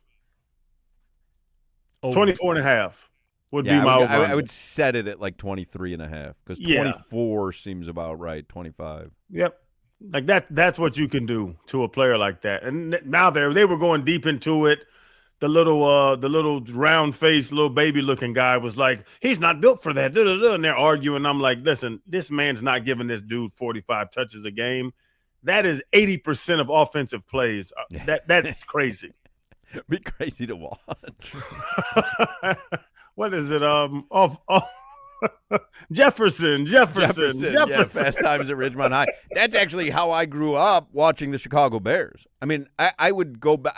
We can probably go back and look at stats. How many touches Walter Payton used to get in games for the Bears, like in the late 70s? Yeah. It had to come around 40. It had to have. They can't and won't do that to Devon Achane this year. Trust me. I'm looking it up. Most touches per game in an NFL season. James Wilder, from the Tampa Bay Buccaneers. I think Wilder has the NFL record for most touches per game in a single season, averaging an astonishing 30.8 touches per game in that 1984 NFL season. If you played in 84 in the Bucs, didn't he play with your dad, Crowder? No, my dad was – yeah, I was born in 82. He was retired when I was born. Larry Johnson is second, 28.6 touches per game for the Chiefs in 06. DeMarco Murray, averaged 28.1 touches per game with the Cowboys in 2014. And LaDainian Tomlinson, 2002, I think he won MVP that year, averaged 28.2 touches per game for the Chargers. He won in 02? I think he won in 06 when he led the NFL in rushing touchdowns, because we played him that year, and, he roasted our ass. Ricky Williams is up there with the Dolphins. Yeah, Ricky's got to be up there. Yeah, 26. Zach was so mad at me that game because I couldn't stop the power. I'm like, Zach, there's a lot of guys over here, man. I can't make the tackle. They keep pushing me. But to the point of that video, Larry Johnson, Eddie George, LT, Edgerrin James, DeMarco Murray, Ricky Williams, Eric Dickerson, Emmitt Smith, these guys are built different than Devon Achane is. I don't say that as a detriment to Achane. I'm just saying those guys were workhorses, right? Like they were power backs. I would say not. But the closest thing to him would be LT. LT's not a big person. Like Eddie George is gigantic. Eddie George looks like a defensive end. Derrick Henry could withstand something like that. Earl Campbell back in the day, if you remember Earl Campbell from the Oilers. Those guys, the 215, 220 running backs, like 6'3", 220. I can take these hits. Christian Okoye. Remember Christian Okoye? Yeah. He hit Steve Atwater and Steve hit him. That's one of those big things. But it's not the same style of football. Devon Achane is not running leads 30 times a game. He's catching swing passes. He's catching crossing routes. Even the video they showed of him that I was watching on ESPN, he's en route. He's running a slot receiver and catching crossers. It's a different style of football that Devon has to play. Your weather in South Florida right now, it is 93 degrees. Tonight, the lows are going to drop into the low 80s. By the way, there is a named storm in the Atlantic named Cristobal, but it's heading east. It will have no impact on the United States. There are also two storms that have the potential to develop coming off the African coast. Davis and Erickson. They're all named for Hurricanes head coaches.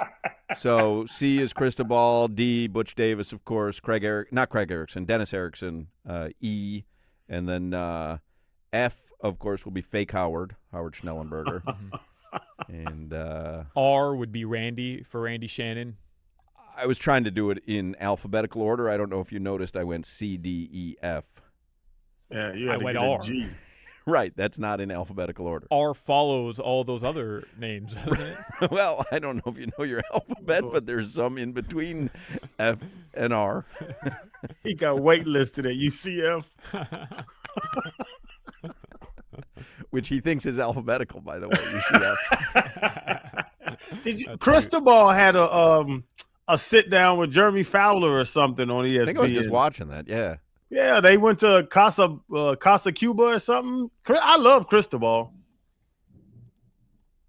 It's the second time he's done that, though. Somebody points out on the text machine, and I did find this funny. To mispronounce Wilder as Wilder. That's a funny mispronunciation. Wilder.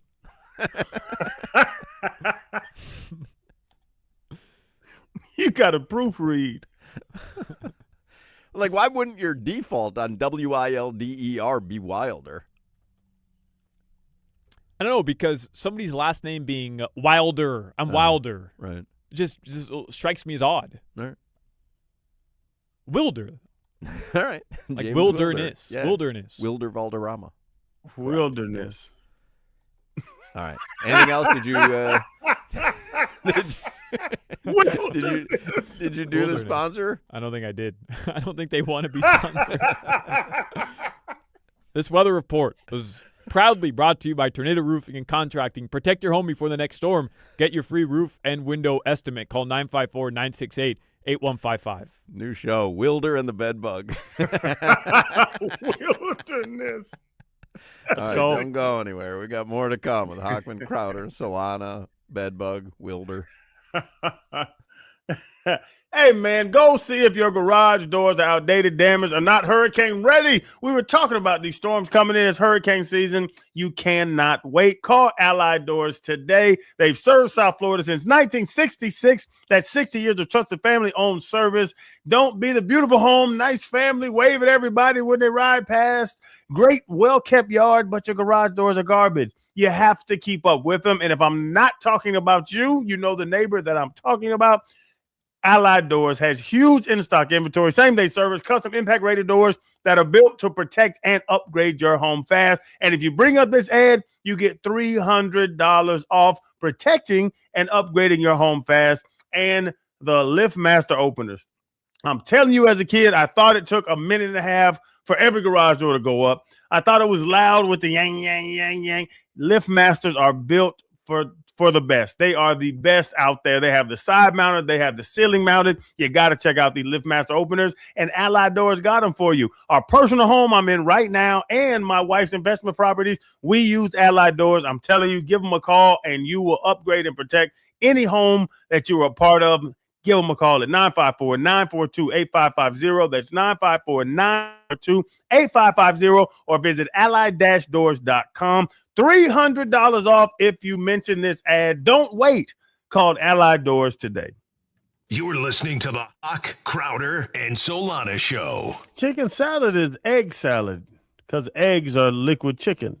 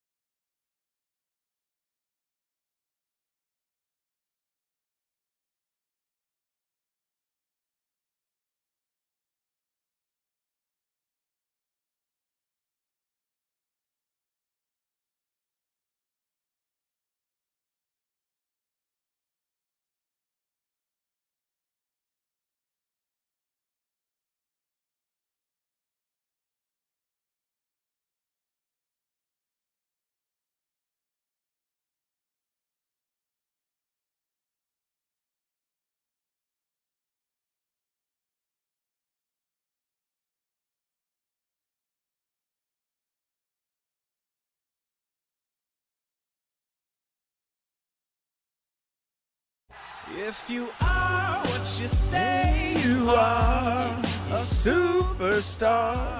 Odyssey and our sister station, Kiss Country, presents Stars and Strings this November, Hard Rock Live, and it features Lee Brice, Kane Brown, Brantley Gilbert, Brandon Lake, and Stephen Wilson Jr., and we've got a chance for you to win tickets. Just text the word guitar to 20357. You can do that right now. Text the word guitar to 20357, and you are entered to win the tickets. For more info, go to WQAM.com. It's a text contest, so message and data rates may apply. Do not text and drive. Speaking of concert tickets, Rob Zombie and Marilyn Manson are coming to I Think Financial Amphitheater in West Palm Beach August 20th. We will give away a pair of tickets today at 5:20. We have tickets every day this week. Today, we will give away the pair at 5:20. The opening day NBA lines are out. Just curious where you think the lines are going to be, because the opening day matchup, the one that is of interest to me, Sixers at the Knicks. LeBron and the Sixers at the New York Knicks, defending champions. What do you think the line is for that game? Knicks got to be favored at home, but not by a lot. 6. Solana? I like that. Knicks -7. It is Knicks -4. Knicks That's a good game. -4. That is a good game. How about the late game that night? OKC, a guy tough to root for. This SGA, painful, makes you sweat. Yeah. OKC at San Antonio. I'll put my headband on because I'm going to be sweating and just distraught by how he plays ball. Speaking of SGA, San Antonio, same. San Antonio 5. Man, Solana? you guys do you guys not remember SGA the last couple of years? Just how brutal it is. I don't disagree with you. Foul baiting I nonstop. disagree with what you said. You said I wouldn't be able to root for a superstar like SGA. I'm happy I don't have to root for a superstar like SGA. If he was on the Heat, the MVP, the MVP we're speaking of. Yes, I am happy I don't have to root for him. I'd rather you're root for making Giannis but you're making or it Bam. sound like he plays like Bob Cousy. It's not as bad as you're making it sound. I get it. He's a free throw merchant. There's not a lot of flash and razzle dazzle. There's no flair. I got you. I'm with you. He's a boring superstar. His personality is whatever. I'll agree with that. And his game is centered around getting to the free throw line, and there's nothing wrong with that. No, obviously it's working for him. Right. There's you can't debate it. I'm not trying to diminish his game. I'm just saying that what works for him is not something I would want to root for. I get it. I'd rather root for offense rather than defense. Crowder likes a defensive game. I like an offensive game. I get it.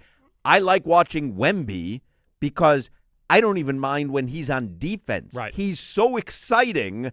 I like watching him even when he's on defense. I understand what you're saying.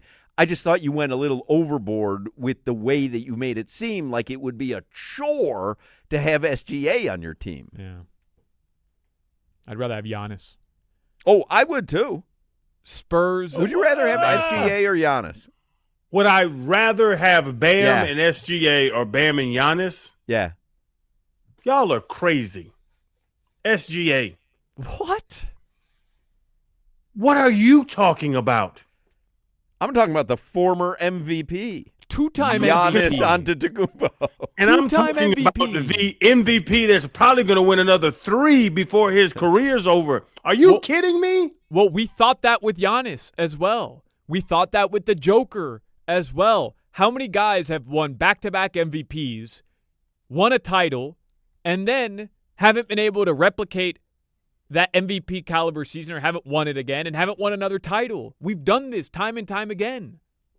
So to just assume SGA is going to finish his career with 5 or 6 MVPs, I'm just saying pump the brakes on that. SGA is 28. Giannis is 31. So you're telling – so for moving forward in the NBA, Giannis is going to have a better run than SGA. I think that's a 50-50 proposition. I don't think it's a slam dunk either way. SGA, and I'm now Giannis is a heat. I love Giannis. Now it's just we're called splitting hairs. SGA's game is going to continue. That little left elbow herky-jerky, boring basketball he plays, he can do that for another 10 years. You know what? The only thing that could stop SGA is a referee change. Like, honestly, bingo. Stop calling games as tightly as you're calling them. Like, you can't do that with Giannis's game. The only thing that could stop Giannis is someone getting in his way, which is difficult to do. Like, yes. SGA literally could be, I don't know, maybe 8th guy off the bench if they just stop calling games so tight. SGA is going to be 13th in the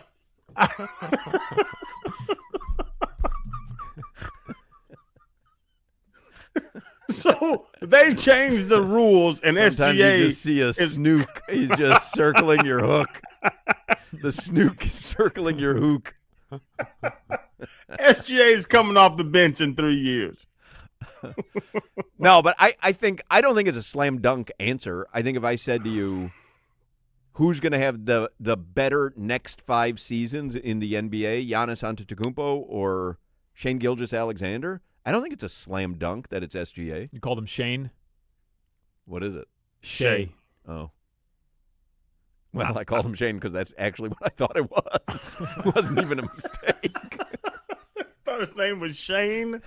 I didn't, but I did it when I said it. But I'm out of practice because it's not NBA season. He would have never won an MVP. His name was Shane. Shane Gillis. He's going to have a better 5-year stretch than Giannis.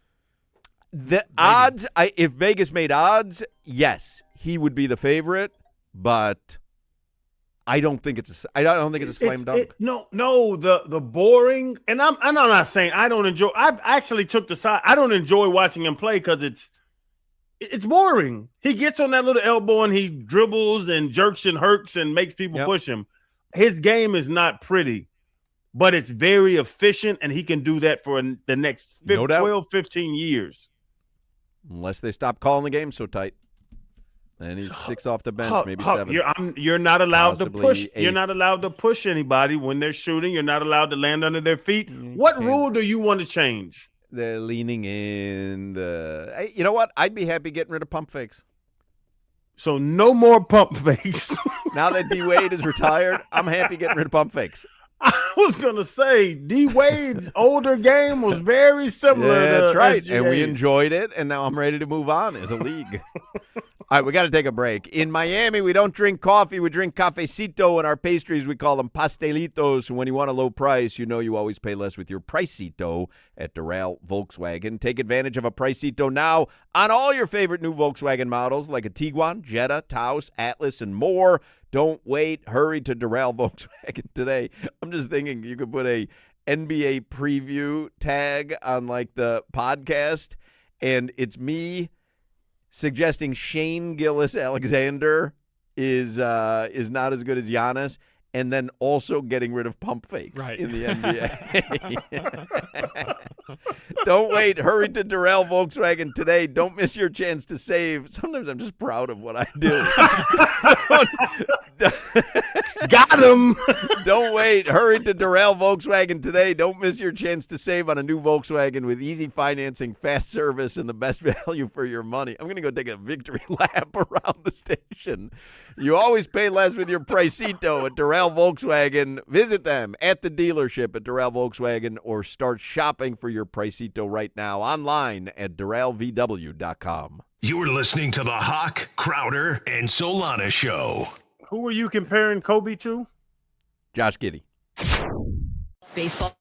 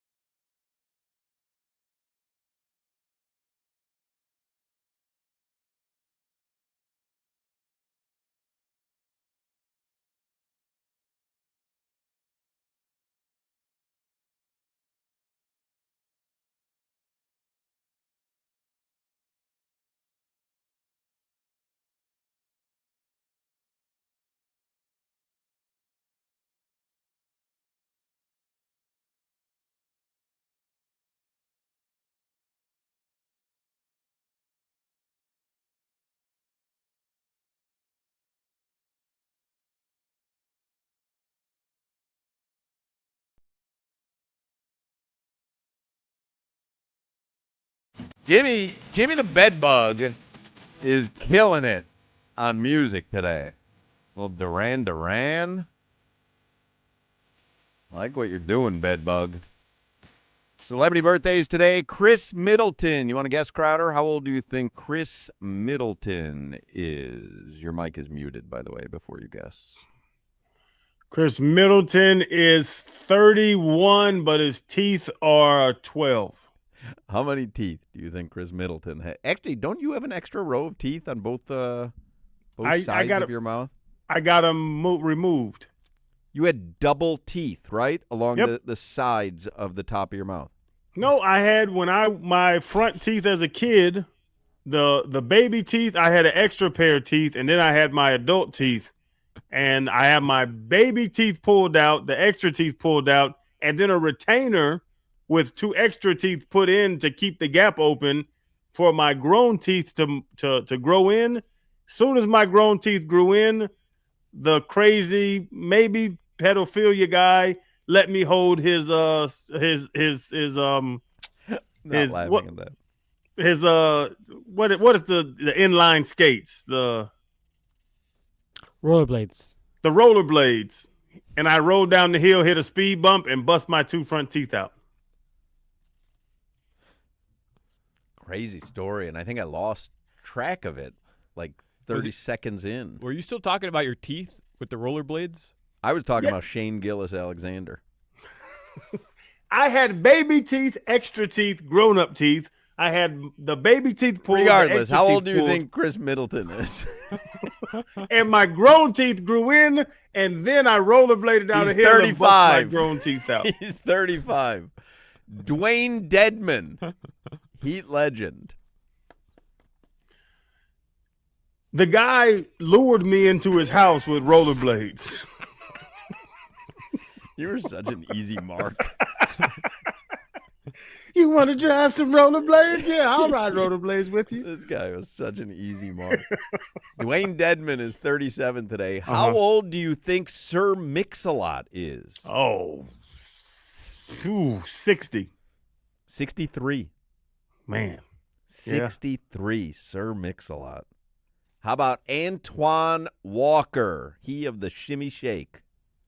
Heat legend. Look at that. Bedbug was doing the shimmy shake. Look at that. Bedbug's got the shimmy shake going. 48. 50. Yeah. Juan Pierre, Marlins legend. Cubs legend. Ooh, my son plays against his AAU, his travel team a lot. I remember you telling us that. Yeah, he has to be 56. 49. And your pal Chris Chambers. Oh, CC, he was old when I got in the league. 40 to 48. 48. There you go. Yeah. You nailed it. I still talk and to CC sometimes. On this day, 2 god-awful movies were released. On this day in 2005, Deuce Bigalow, European Gigolo, was released to theaters. I could see Jimmy the Bedbug in a reboot of that. And I could also see Jimmy the Bedbug in a reboot of Sausage Party, which was released on this day. Yeah, Jack. In 2016. Voicing what? Bug. Tell him that's your Friday night, Bug. Sausage Party. Yeah, buddy. We talk about how many touches Walter Payton had. How many touches you think Jimmy the Bedbug has? All right, we'll take a break. 5 o'clock hour is next. You're listening to the Hawk, Crowder, and Solana Show. All right, I'll start with Chuck here. Chuck in Miami Gardens. What they do? That's for you, Crowder.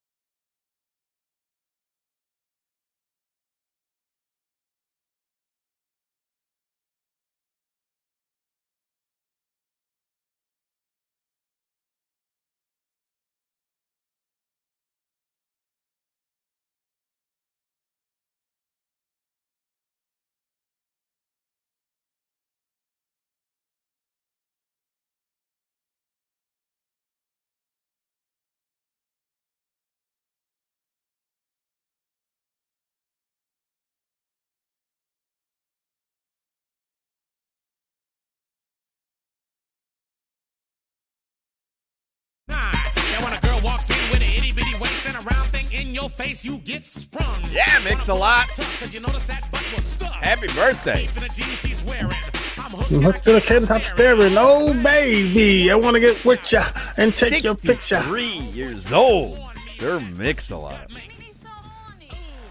I've told you before the story. By the way, Marilyn Manson, Rob Zombie tickets at 5:20. So 19 minutes from now, 18 minutes from now, you have your chance to win today's tickets. See them at, I Think, Financial Amphitheater. I told you when I used to work in music radio, I was a promotions director and DJ at Star 95 up in West Palm Beach.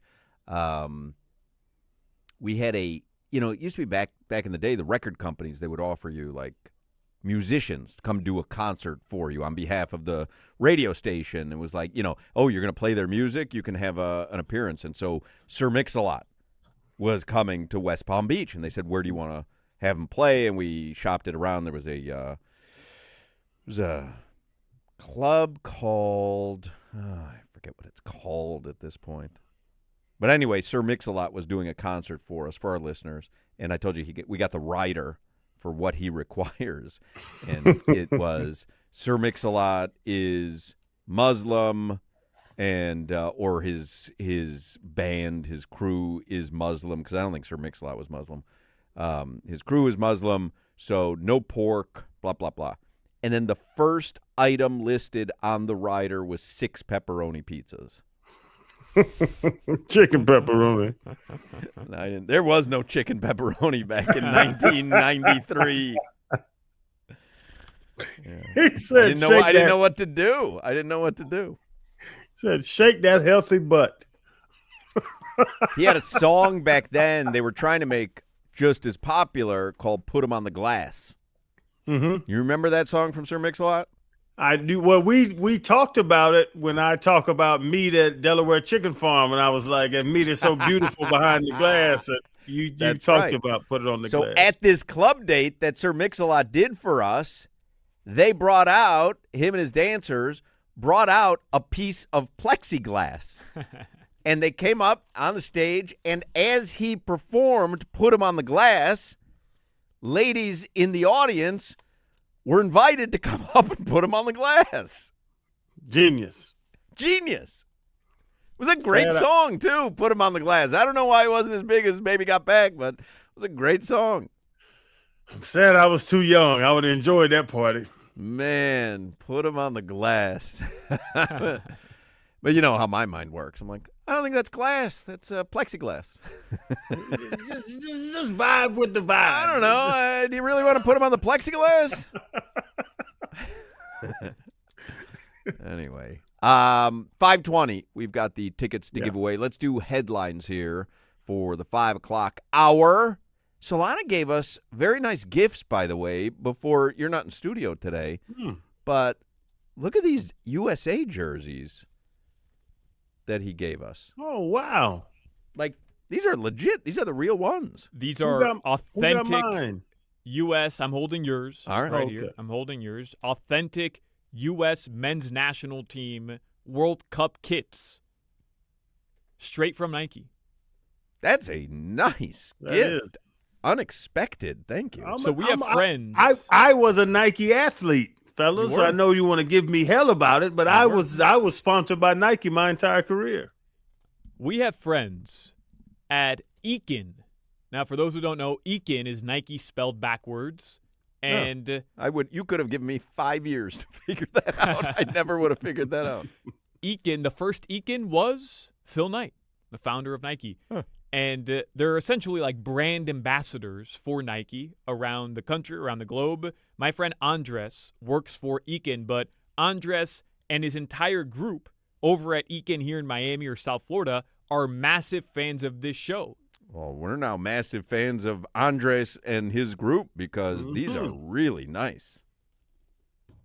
They hooked it up for the World Cup a little bit after, but you rep the USA. Look at this. Yes. Allow me to put it on the glass. Please don't put your stuff on the glass. Oh, the jersey. Okay.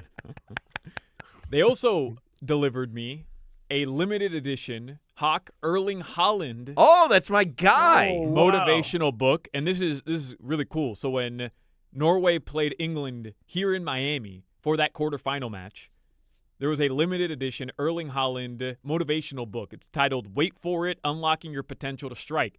And it's 305 pages, 299 of which say, not yet, not yet, not yet, not yet, not yet, not yet. Literally, that's all it says on the page. I love that guy. And then the last page says, okay, now, goal.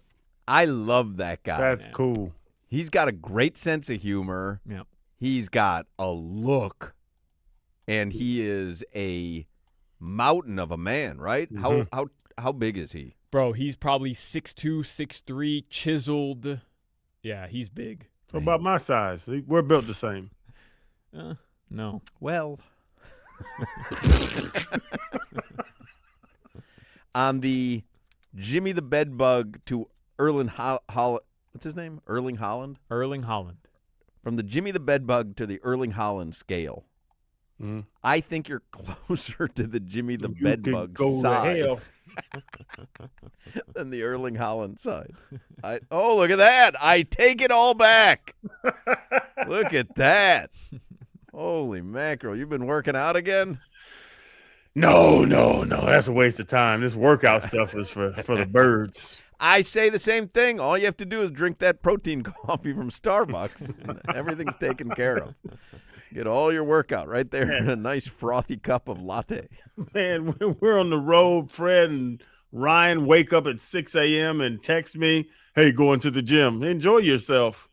I'm going down here to eat some bagels and lox. Like, what are we doing? We're 40. I would say you, Fred, and Ryan are so complete. You're so completely different than those two when it comes to fitness, and I'm guessing eating as well. Yeah. I'm a big chicken wing guy. Beer kind of fuels my day. Does Fred watch what he eats 24/7? He's a peptide man. He takes pills and But what about what he eats, though? Does he watch what he eats? We sit down. Ryan gets a burger with no bun and nothing else, just a patty of meat. Fred gets an apple salad, and I get chicken wings and steak and clam chowder. Like, it looks like it's two women eating with a grown man. Jimmy says Erling Haaland is 6'5". Wow. Crazy.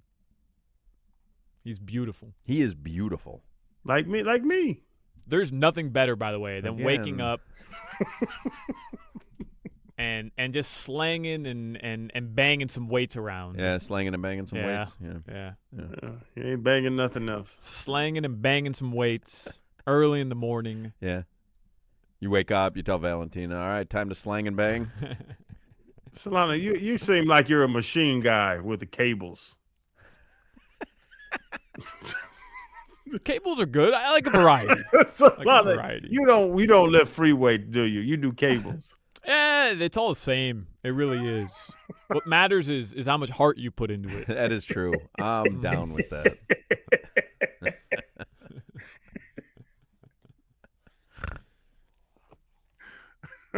Slanging and banging. Slanging and banging. You guys would hate me at the gym because I'm the guy. If I see your form's off, I'll come over. You coach people up at the gym? Hey, young blood. I would smack you in the head if you walked to me when I was working out. I'm like an OG in there, man. You cannot be the guy. I'm like an OG in there, Crowder. That'd be like me telling the barber, hey, I think you'd be better off giving the guy a wave. Nah, man. Dude, don't give just for everybody, don't give anybody advice at the gym. You have to keep your chin tucked in because if not, your spine isn't straight throughout. That doesn't mean anything. Your spine's attached to your chin? Keep those elbows locked in when you're doing the rows. Keep those elbows locked in. I don't even like when people ask me for a spot. I don't know you. Hey, you got me, brother? No, I don't have you. We didn't come here together. I don't got you. Get yourself. You clean up the machine though? Wipe down your sweat? Every time. Now I'm talking to Crowder. I know Oh, you me? do. Yeah. Oh, I'm not wiping anything down. You don't wipe down the sweat marks? Crazy. No, you're in there to work out. Get the sweat on your pants. Oh, I'd vomit if I sat down in your sweat puddle. I would vomit. Hey, can I jump in? No, you can't jump in. I'm working out. Leave me alone. I don't want to talk to you. We should do like a show workout one day. All right. We'll go to a gym, all 4 of us. I'm going to bring my my protein Starbucks. Give me just a little extra boost. Yeah. Can I bring a Chardonnay? Jimmy shows up with a glizzy. we just hanging out. They immediately just shut down the gym. Use the hot dog as a dumbbell. Right. Just hanging out at this point. We might as well go ahead and go to the restaurant. Jimmy, 2 glizzies? Yeah, I want to go. I want to work both arms. It's upper body day.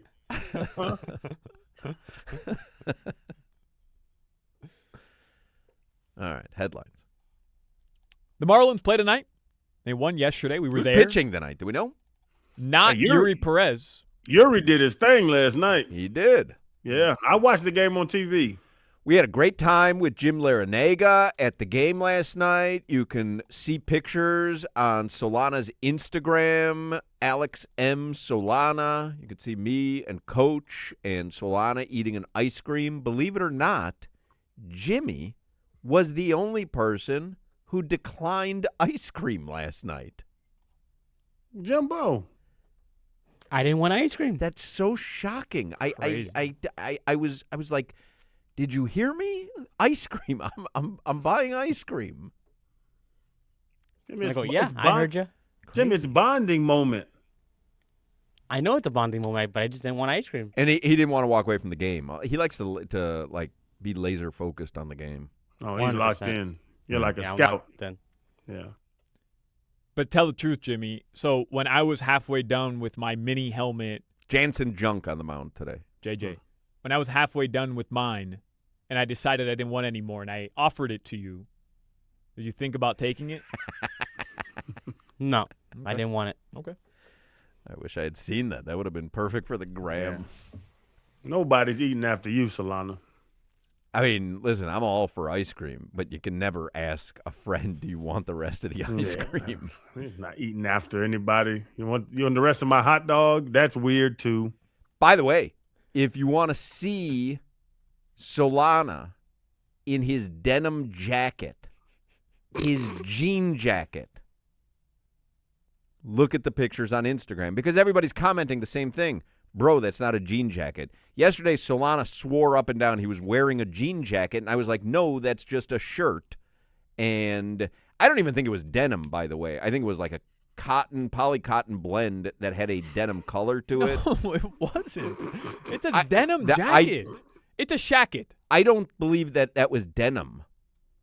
You don't believe? No, I think that was denim? I think it looks like denim. I believe that's closer to a cotton poly blend. And I'm speaking as the Schmata King of Chicago Sun. But I don't think that was actually denim. Okay. Yeah, I'm looking right now, Solana. That's not a jacket. It's a shacket. It's a shirt jacket. It's not. And so if you look at all the comments on Instagram, yeah, they're roasting him for suggesting that he was wearing a jacket. Well, nobody's roasting me. There's a couple people who feel that way, but there's also a couple people who have been adamant that was a jacket, that is very clearly a jacket. There's several the people. smart asses that are going sharp-looking jacket, bro? No, several people. So how many jackets have a pocket on the front?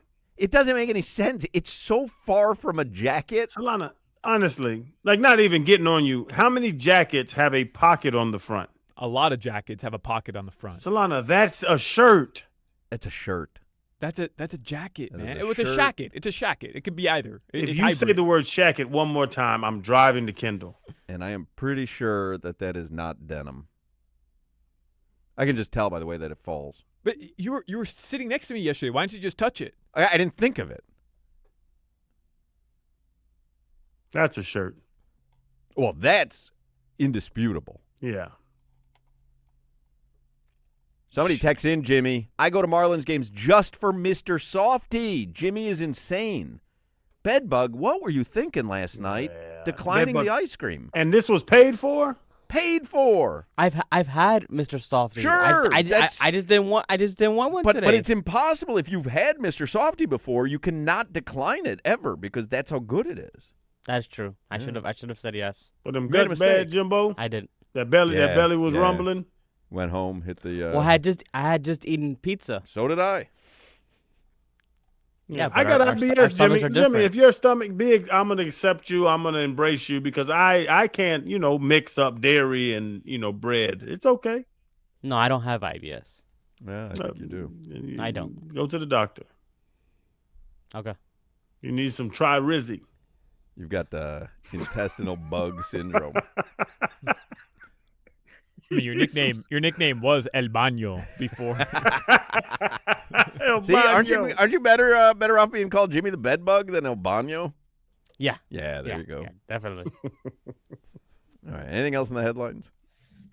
Let me give you a headline. The Marlins do play tonight, 6:40. Jansen Junk, the Junkmeister, is on the mound tonight for the Fish.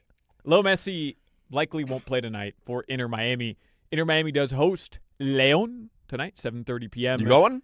I'll be there. If you see Solana tonight at New Stadium, say hello. Yep. Probably won't, though. I'll be in a suite. Ooh, big man. Yeah, money. There we go. Big man. You see that forehead, though. Look up.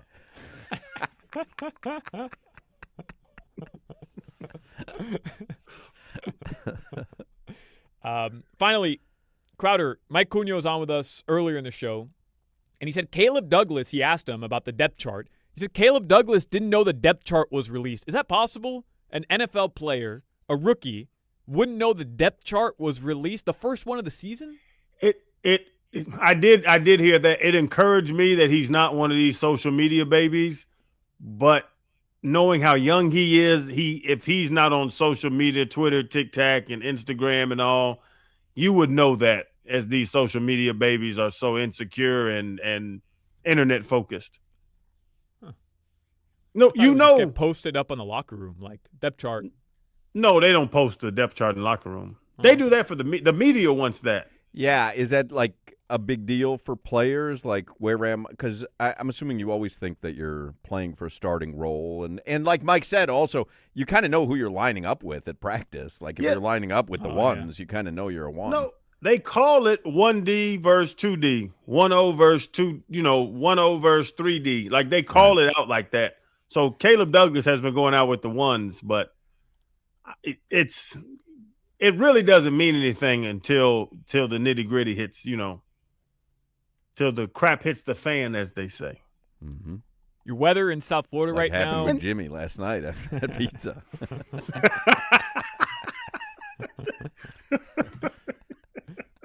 Your weather in South Florida, it's 90 degrees. Hopefully it doesn't rain tonight. Doesn't matter. They'll be in a suite. Doesn't matter. Big man. Tonight, the lows will be in the 80s. That weather report is brought to you by Tornado Roofing and Contracting. Hurricane season is here. Make sure your roof and windows are ready. Call 954-968-8155 for a free estimate. All right. Zach Gelb is going to join us in the next segment. Let's give away these concert tickets first, though. Marilyn Manson and Rob Zombie coming to I Think Financial Amphitheater in West Palm Beach, August 20th. What caller number should we take for these concert tickets? 15.